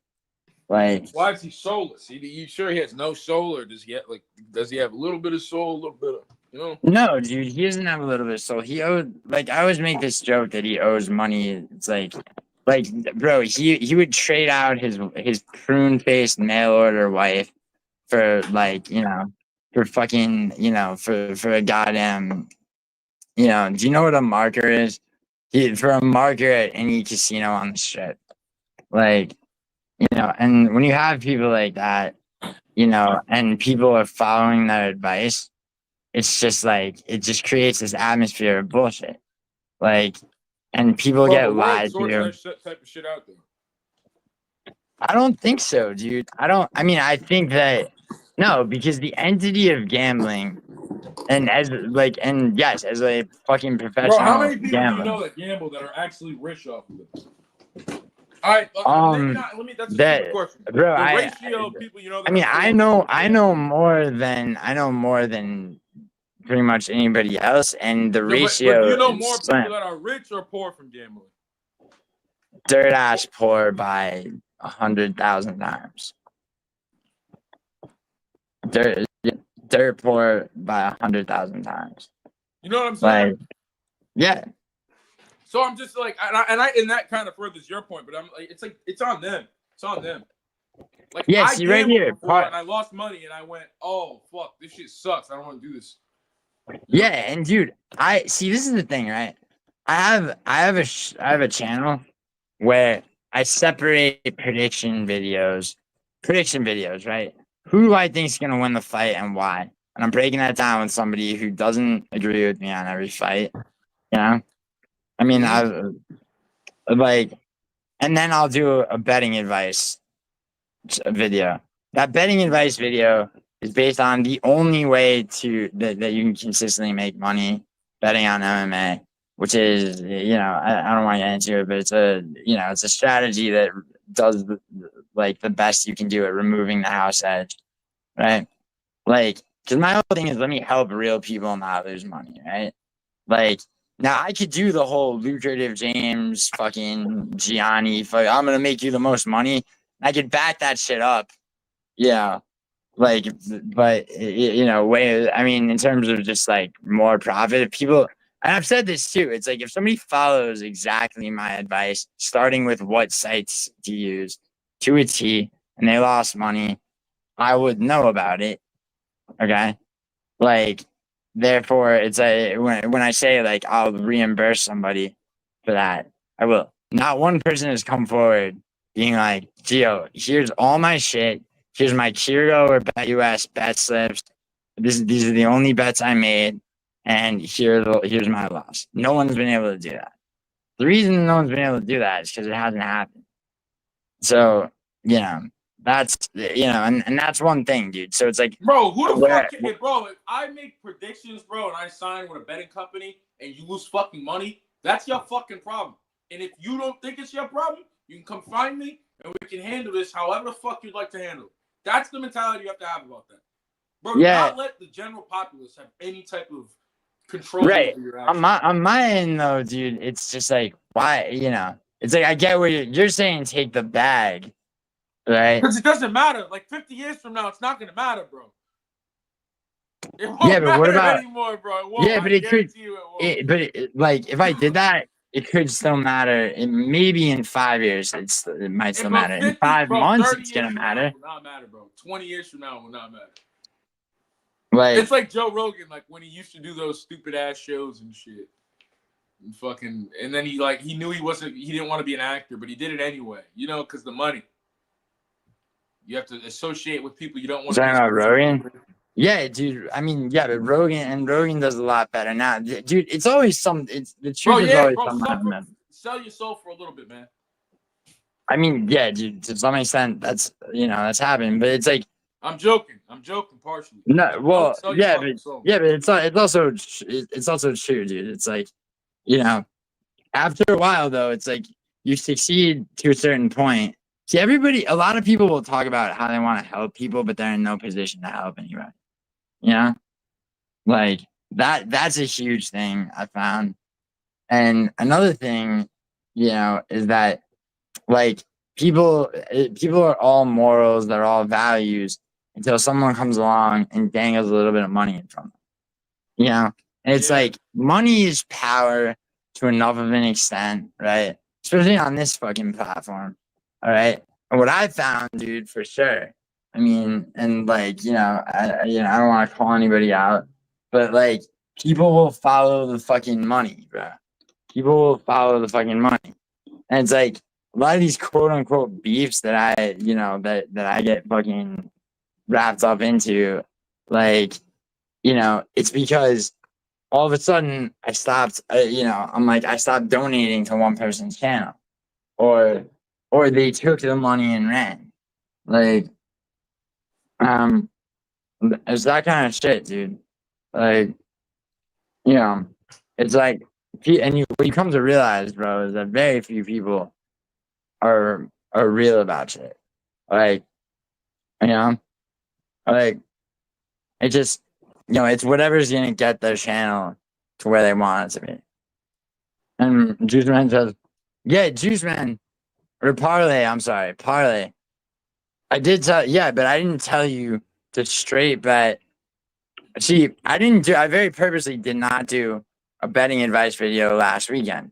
because it was too dicey, and I don't like to give out live bets or anything other than my round robins, right? And if I'm not sure that something's gonna go a certain way, like I'll say it, and that's pretty rare. Like, most of the time, all but one of those hit, which means somebody's gonna break even plus money as long as they didn't do a bunch of other dumbass, bets that over, take how much they have out over the shit. Juice Man, this guy, I got a fan. Wait, Anakin and Juice Man are going at it. What, Anakin, what are you saying?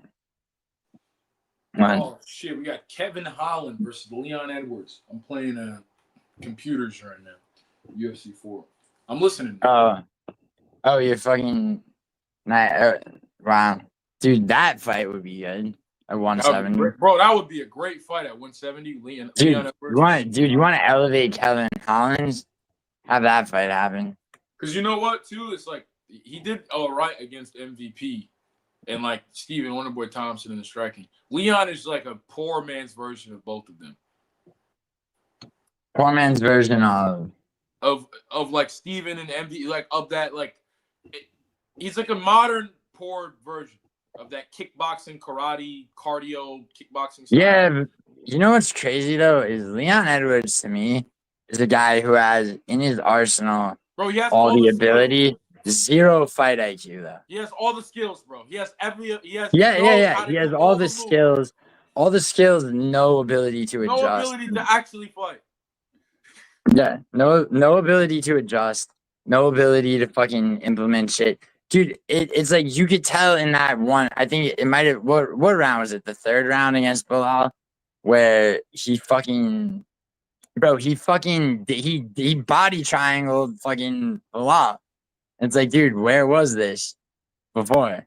Bro, like, bro, I don't even think it's that he doesn't have grappling. I think it's that, you know what it comes down to, dude? What's up, Chaz? I trained MMA for a little bit, bro, and you do what you're better at just naturally. It's not even a choice. Like, that's why you hear a lot of guys say the gameplay goes right out the window, because, like, once you get punched in the face, your adrenaline's going.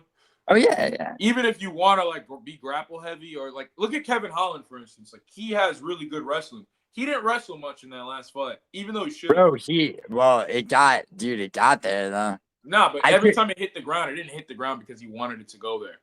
If that was a great fight. I was surprised. Dude, D-Rod's never really looked better. I mean, I get the Ponzinibbio knockout, but Ponzinibbio's walked past it,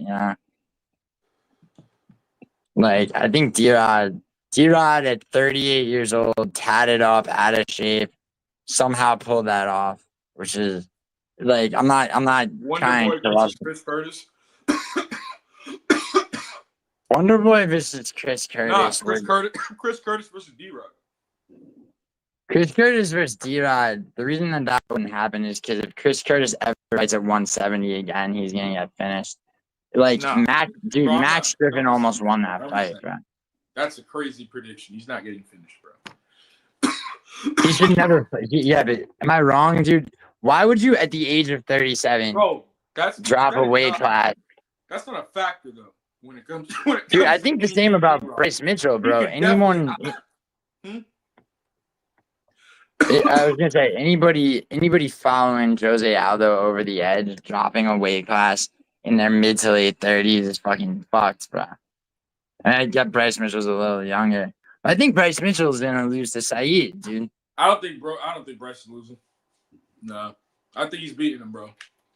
I think Bryce is gonna be a monster at bantamweight, bro. Yeah, but dude, let's say you're right, and he beats Saeed. Because the weight cut for him is not like, I don't think people understand Bryce Mitchell is a creature. Part of the reason Bryce is so hot, like is actually good, has nothing to do with his MMA ability. He is just an animal. He is an actual animal. Like, he does not fight smart. He fights like a deer in headlights. Like, he's just got a weird fucking freaky style. It doesn't work on featherweight because guys at featherweight have power. There's no power at bantamweight, bro. There was no power. There's no power at Sean O'Malley he's the power guy. I mean, dude, That's the power yeah, guy. That's you know, that's the if he hits you, he's gonna knock you out guy at bantamweight. Bryce Mitchell is going to. I mean, be walking through. he landed pretty clean on Marab a bit. No, that's what I'm saying. That's what I'm saying. He's the knockout guy. Landed clean on Marab. Didn't knock him out. And what is Marab really? A featherweight. Let's be real, guys. He's a fucking. I disagree. Yeah. In the city, you saw him next to Taporia. He's bigger than Taporia, bro. Nah, yeah, I mean, he's bigger shorter. than Ilya. He's shorter and he's bigger. He's a little bit shorter, but he's bigger. Like, just as a man. Bro, I think Marab holds that belt for a good while. Bro, Marab can have that belt till he's 50. Yeah, exactly. Bro, he can retire when he's fucking 50, bro. Oh, God, is this really Vinny? Rascal, anything in there? Bonfim versus D-Rod in Brazil. I don't ever want to see Bonfim fight again. He's so uninteresting. He's not. Like, Dude, he's not, I don't. Yeah, not interested I in agree with that. I had him beating Wonderboy, and a lot of people said that was a robbery. I didn't see it at first. I rewatched that fight. That was a robbery. Bro, these guys are too humble for me to like them, bro. I don't like these humble ass, this new generation of humble guys. So here's somebody, bro. Vinicius Oliveira, bro. Since that dude's debut, I have a problem with Albanians. I don't know if you can relate to that. You know, you say you know. I don't have an issue with anybody by race, but well, I have perspective, so let me hear yours. What about Albanians? Yeah, what's just some. I mean, where I'm from, just Italians and Albanians super don't get along. Mobs and shit. Yeah, basically. But yeah. also, Vinicius assassinated an Albanian. Oh, the Italians don't get along with anybody though. In that that's not true. That's not true, bro. Black dude. Bro, I had more black and Dominican friends than I had Albanians. The motherfuckers. The ones they can employ. Just don't come through Morris Park. I'm talking about back in the day, buddy. If you're black or Albanian, don't come through Morris Park in the Bronx. But I mean that's right. I didn't boot you, Vinny. But Vinny, this is come on, Vinny, let's go. I heard you were a magic guy, bro. Oh God. I would love to cook you about your magic. Because this is what I always tell to people that say they have superpowers and they're magical. I'm just gonna be 100%. Yeah, Vinny, come back. Vinny, come back. If I hit you just with go one leg kick, all your powers go out the window, and you immediately will want to press assault charges. No more magic. Just pain, just pain. Bro, that's what I've said to these people that are like, Juliano's not. It's like, bro, I trained Muay Thai. I'll kick him in the head, bro. Like, but Vinny, I did not. When niggas were talking about how, bro, somebody said Kenny Okoye would stand a chance against me in a hypothetical street fight. I was like, do you understand? I'm just gonna. There's nothing he throws that's harder than anything. This is the thing. Like, so if you actually train, you fight, right? Yeah. It's like there's people. So I heard this is what I heard about MMA Joey from a very reliable. Here, I can say it. It was brutally honest MMA. Did tell me. I believe this was trained at some point. Brutally has definitely trained. Brutally honest MMA. You and him you'd like him. He's from the UK. He's from Stoke City. He's no joke when it comes to like the shit that he knows and talks about. Like so apparently MMA Joey put up a contest like I don't know, like 2 years ago, where anybody who fucking anybody that wanted to fight him, he would fight off of MMA YouTube. So brutally honest answers the call up, and MMA Joey's nowhere to be found. Like, bro, they're never gonna do it. That's what happened with Kenny Okoye. He's been saying he wants to fight. That was my argument. He said he wanted to fight MMA Shea, and he wanted to fight fucking what's his name, Bedtime. And I'm like, all right, well, I live a state away from you. If you're willing to fight them and they're more established than see, the only thing I know about Bedtime is that him and I were the only ones that swept. Bro, he lives in fucking Australia, bro. He's not gonna fight him anytime soon. Who is? Kenny, bro, I live a state over from Kenny. I live an hour away from him. we could get, and I'm not saying do the collab right now, but he shut the collab down right away. He immediately was like, no, I'm never doing a collab with you. And I'm like, yeah, because you don't want to get exposed. And the reason you're willing to fight Shay and to fight fucking Bedtime is because not only are they bigger channels, but deep down inside, he feels it hurts his ego less losing to a better white fighter than it does another black guy. Yeah, but you think he's rich? See, this is my whole thing. None he's of a these fucking fucking race guys, weird. He's a none of race these weird. fucking guys are willing to fight. He's Like, not a willing to fight person. He's gonna run. If I hit Kenny 3 times in the body, he's gonna quit fighting. Even with no gloves, he would quit fighting. He wouldn't keep fighting. Like, that's what I'm trying to tell people. It would not be a fight. We would square up, I would connect, and he would stop. That's what happens. dude, I see. I don't know shit about Bedtime MMA except that Bedtime him and I crap his ass off. He's a fucking killer. Now I watched know his about fight. that. I watched his tape. He's good. He's good. I know about Bedtime MMA. I'm gonna let Vinny in a second. I know about Bedtime MMA. Him and I both swept the Morales Burns card. I only know that from UFC Predictions Tracker. So I feel like he knows his shit. Yo, Vinny, stop entering and exiting. I was about to bring you Kenny in. is not taking any leg kicks. He's not taking. That's another thing. Like, nobody's taking leg kicks if you've never taken them before. I've met athletes, freak peak athletes in different respective sports. People that lift, people that swim, people that play baseball, football. You hit them with a leg kick, they all react the same, and not even a good one. Just a tap, just a quick little. Bro, and like, they all. Bro, I'll say it, dude. I'll say it right now, dude. Like, I'll be back east, like, in a little bit, like, probably a month or less. Like, I mean, I'll hit you up, dude. We'll figure it out. Like, I'll spar you. Like, I'll chat, dude. I promise you, I'll check some of your leg kicks for sure. Like, I don't know how good a fighter you are, right? But like, like, I'll make that claim. That Yo, Vinny, get on panel, man. Get on panel. Yeah, Vinny. Yo, get on panel, you fucking. Vinny, get on panel. You keep joining it. Vinny, click the link. Yeah, that shit's good. This guy's funny, man. I like this guy. Who, Juice Man? Nah, Vinny the Giddy. He's funny. Yo, Vinny. Oh yeah. Yo, Vinny, What's going on, yeah. Alma Longoria. What's going on, Alma? I'm streaming as well on my shit. It's dead over here, but female because you won't slay anal girl on panel. What?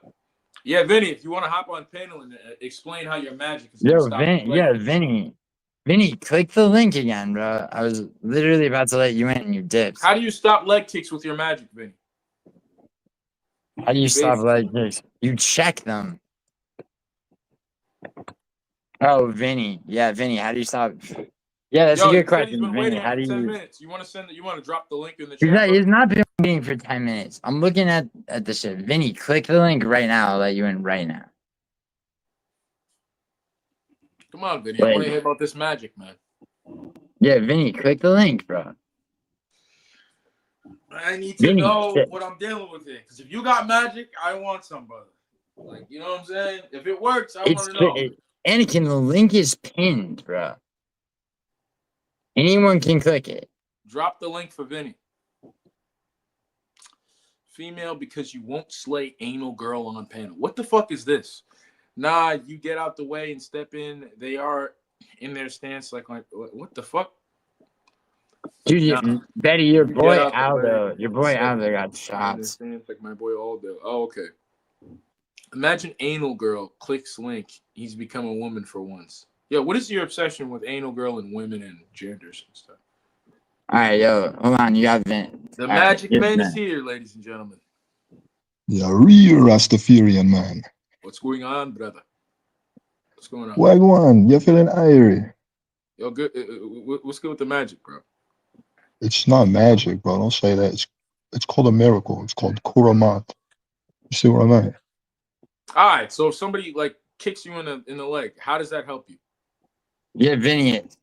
PTSD is asking if he throws just an inside. It's a inside, joke. Like, it's somewhat of a joke, but it's like my whole thing with belief in higher powers, in ethereal forces is No matter how you lay it out, if I put a fucking 9 to your head and pull the trigger, no matter what you believe in and what you pray and what you practice, you disappear. You see black. At least in the beginning. That's I it. believe Doesn't that. matter who you are, what you believe in. Everybody, if I smack you across the face, you feel the same shit. God does not strike me down. I don't sink into the earth. My life doesn't turn into fucking smithereens.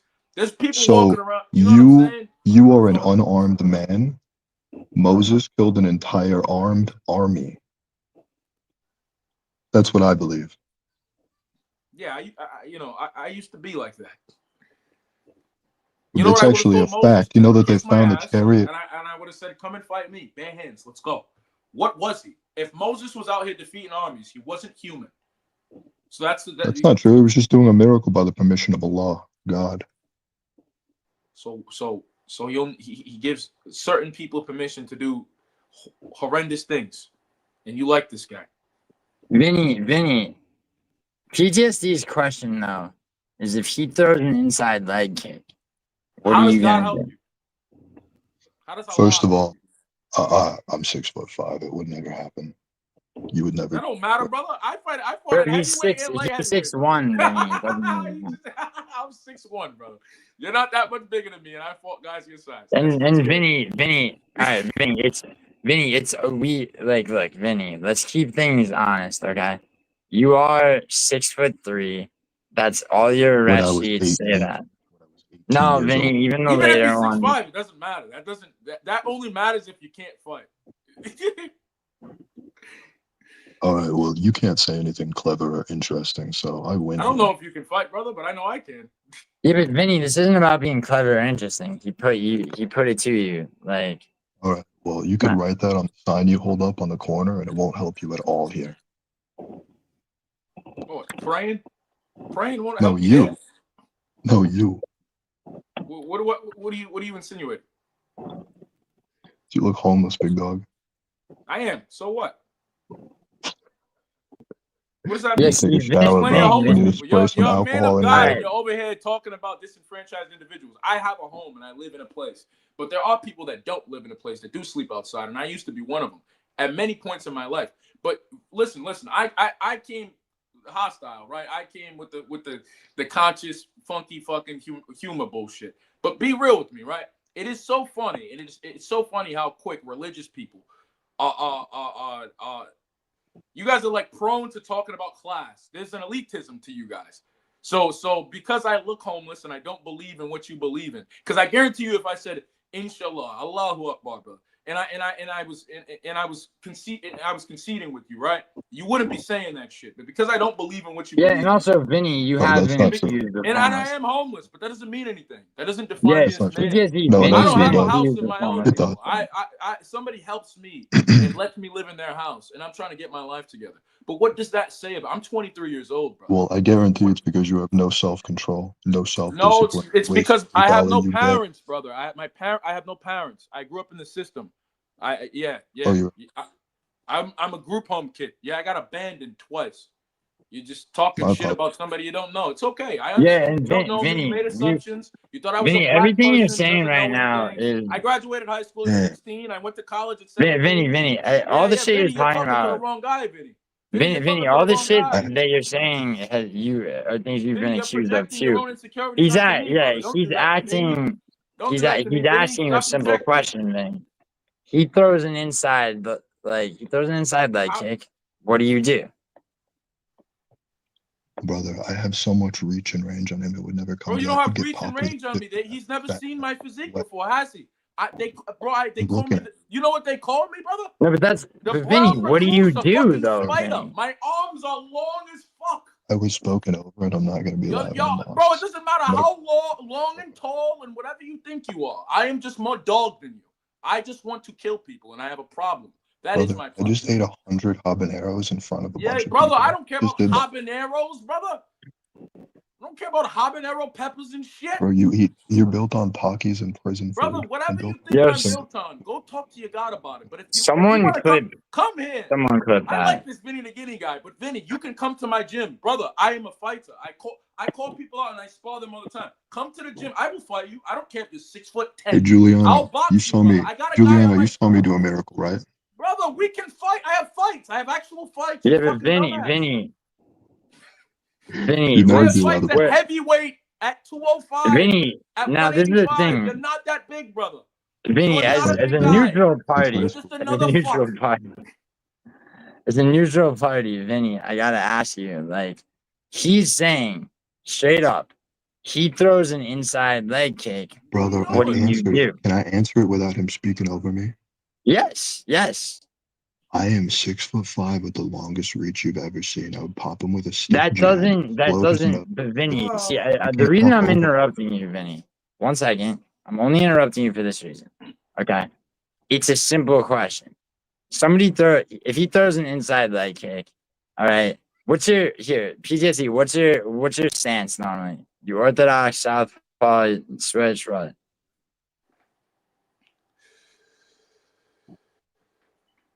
He smokes too. I mean, dude, it wouldn't even be close. Vinny, he smokes. Yeah, yo, Vinny, I'm an actual fighter. Vinny, do you train and compete?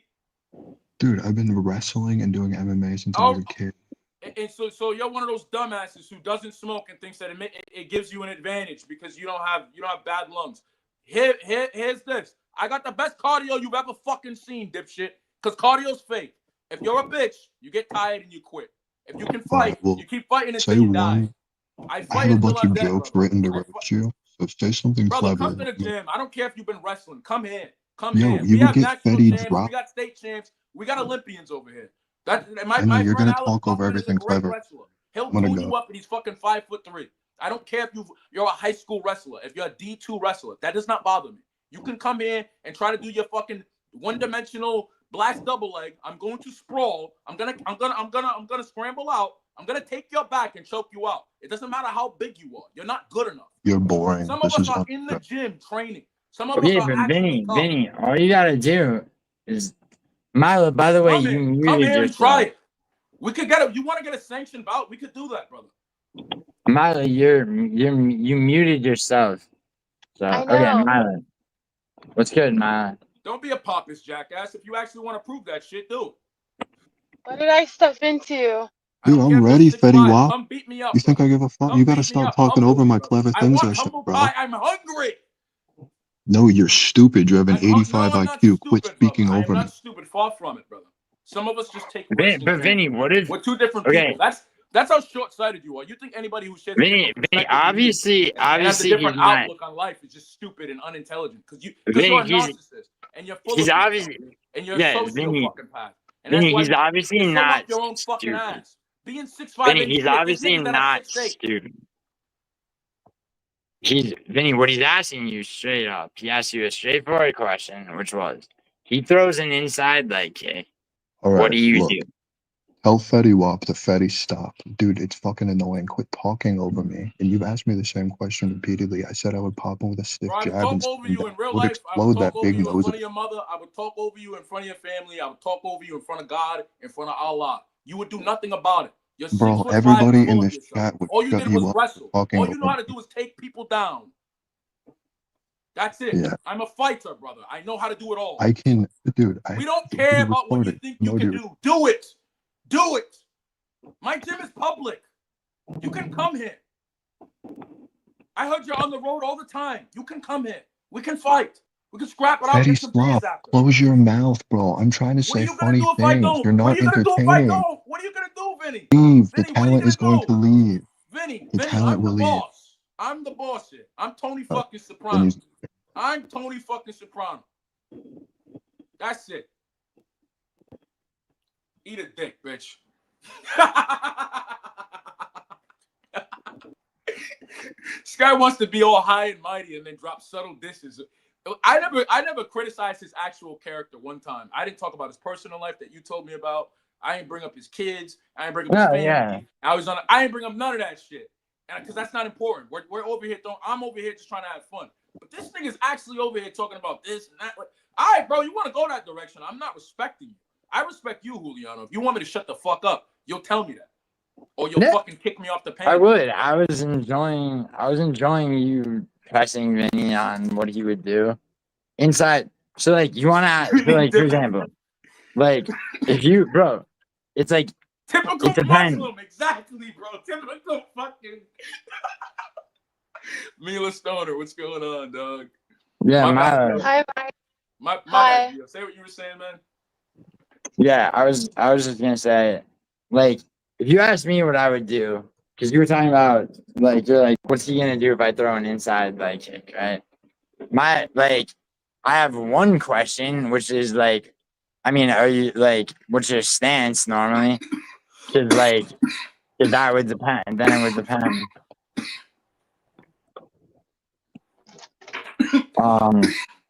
I'm unorthodox, so I stand square. I fight like a karate guy. All right. I fight like a Kenpo karate guy, so I stand forward. I don't typically have a bladed stance. I would more than likely turn in and try to check it. And try to check your kick. Like that's objectively what I would try to do. Or if I could get out far enough to where I could avoid it altogether, then then I would throw one of my own, try to catch the back of the leg, that you're using to brace yourself. But like, I mean, regardless, right? It's like I have an answer for a straightforward question. You got me? Yeah. I'm reading these chats real quick. My bad, bro. I'm high as fuck. No, you're good. No, I appreciate you for having me on, bro. It's just of course. In a mock saying clever things, bro. Dude, this is the kind of nigga shit that Vinny is so up his own ass. I'm in a bro. mosque saying clever I things. told you. I'm in a mosque saying clever things. That's crazy that you think the thing. No one told you that you're clever. You just think you're clever. That is narcissistic as fuck. I'm sorry. I would never say, guys, I'm a genius. I think I'm so smart. I know, bro. I'm sitting here leaving the smartest comments in the world for my fans to entertain. Like, that's the what? Bro, nobody gives a fuck about your opinion, Vinny. Go pray to your fucking God. Listen, I understand the end of the world's coming for you, but it's just starting for me, bitch. Yeah, dude. I mean, like, keep it in my lane. I don't know why she keeps tipping. Bro, this is why I don't get on panels, though.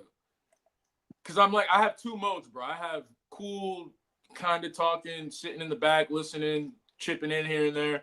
And then I have, what the fuck you say, motherfucker? Yeah, bro. See, and that's the thing, bro. Is like, I can handle it, bro. Like, I mean, like, I would platform you anytime, bro. Bro, that's why Trump won't collab with me, though, bro. Because he's like the other type of nigga. I'm an alt-black, bro. I'm alt-black. I'm alternative black. Like, I definitely am not like a normal YN. But he's like the uppity bro, black. there's guys. Do you know Crossover MMA? Yeah. Yeah. That's a guy. That's a guy I feel like would have you on. He's cool. Yeah. I mean, I know Frankie would, but Nah, yeah, bro, I like arguing and shit, but I know people don't like arguing with me, as you can see. Well, it's because you pressed him on real. You see, what you did was actually okay. So what you did is some shit that like a lot of people will entertain Vinny's bullshit, right? And they'll do it for that. Yeah, no, exactly. Like, because this is the thing with Vinny, dude. Like, He thinks he has Vinny aura, doesn't. bro. This nigga thinks he's an aura maxer, bro. Yeah, You yes. have no aura, bro. You're in a church right now trying to steal aura from Allah. Give it back and go home, bro. He's in a mosque trap. You look the same as me, you fucking fuck. We both look homeless. I mean, Vinny looks a bit more homeless. That's what I'm saying. And I think I look homeless, but he looks homeless too. Like, bro, what are you talking about, man? Yeah, see, Vinny's biggest problem is he can't own his shortcomings. Bro, that's what I'm saying, bro. Like, if you tell me, bro, I'm not as good at fighting as I think I am, I'll tell you, bro, I don't think I'm good at fighting, bro. You're fucking stupid. I'm just better than you, probably. But I'm not good. In comparison to people I know, hell no. You know why I know? You know why it's so easy for me to admit that? Because I just cut corners. And I'm lazy and shit. So I'm just, like, very aware that I'm not as good as I should be. So it's easy for me to be I do have I do have to call one thing into question that you said, which is that if you're walking around at 192 and you're telling me you just fought at 145. No, I didn't just fight at 145. My last fight it was technically a catch weight. I weighed in at 174, and my opponent came in at 190. All right, so that I believe. Yeah. Nah, I was not. I haven't been 145 in a long time, brother.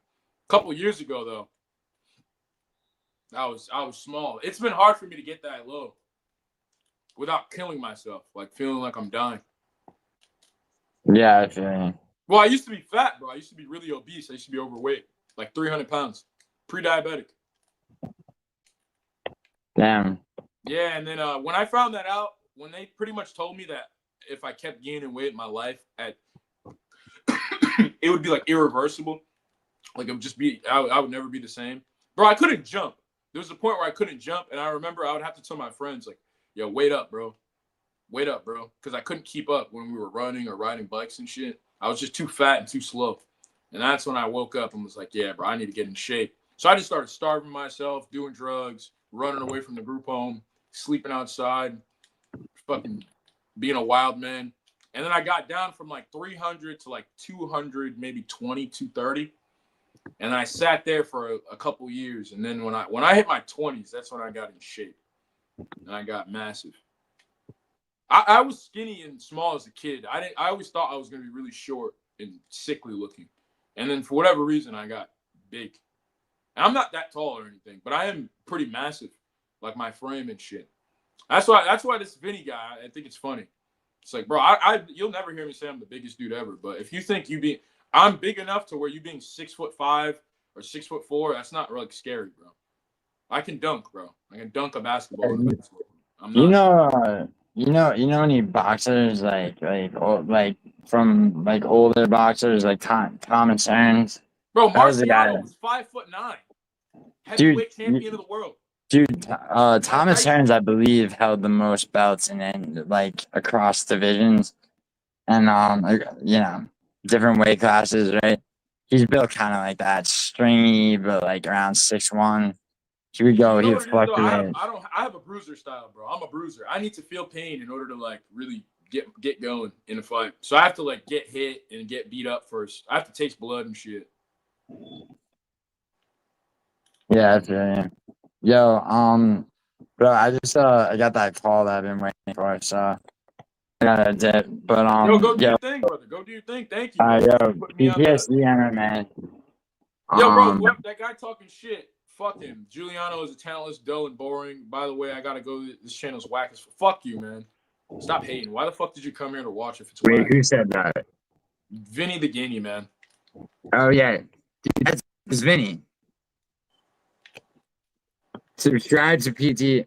Dude, that's a rousing endorsement from Mason. Yo, Mason, drop a link in yo, somebody link PTSD. I legit have to No, I appreciate you guys, man. Thank you very much. Thank you very much. Yeah, dude. Thanks for coming on, bro. Yes, sir. Yes, sir. I'm gonna back out of here. Take it easy, G. All right, bro. Yeah.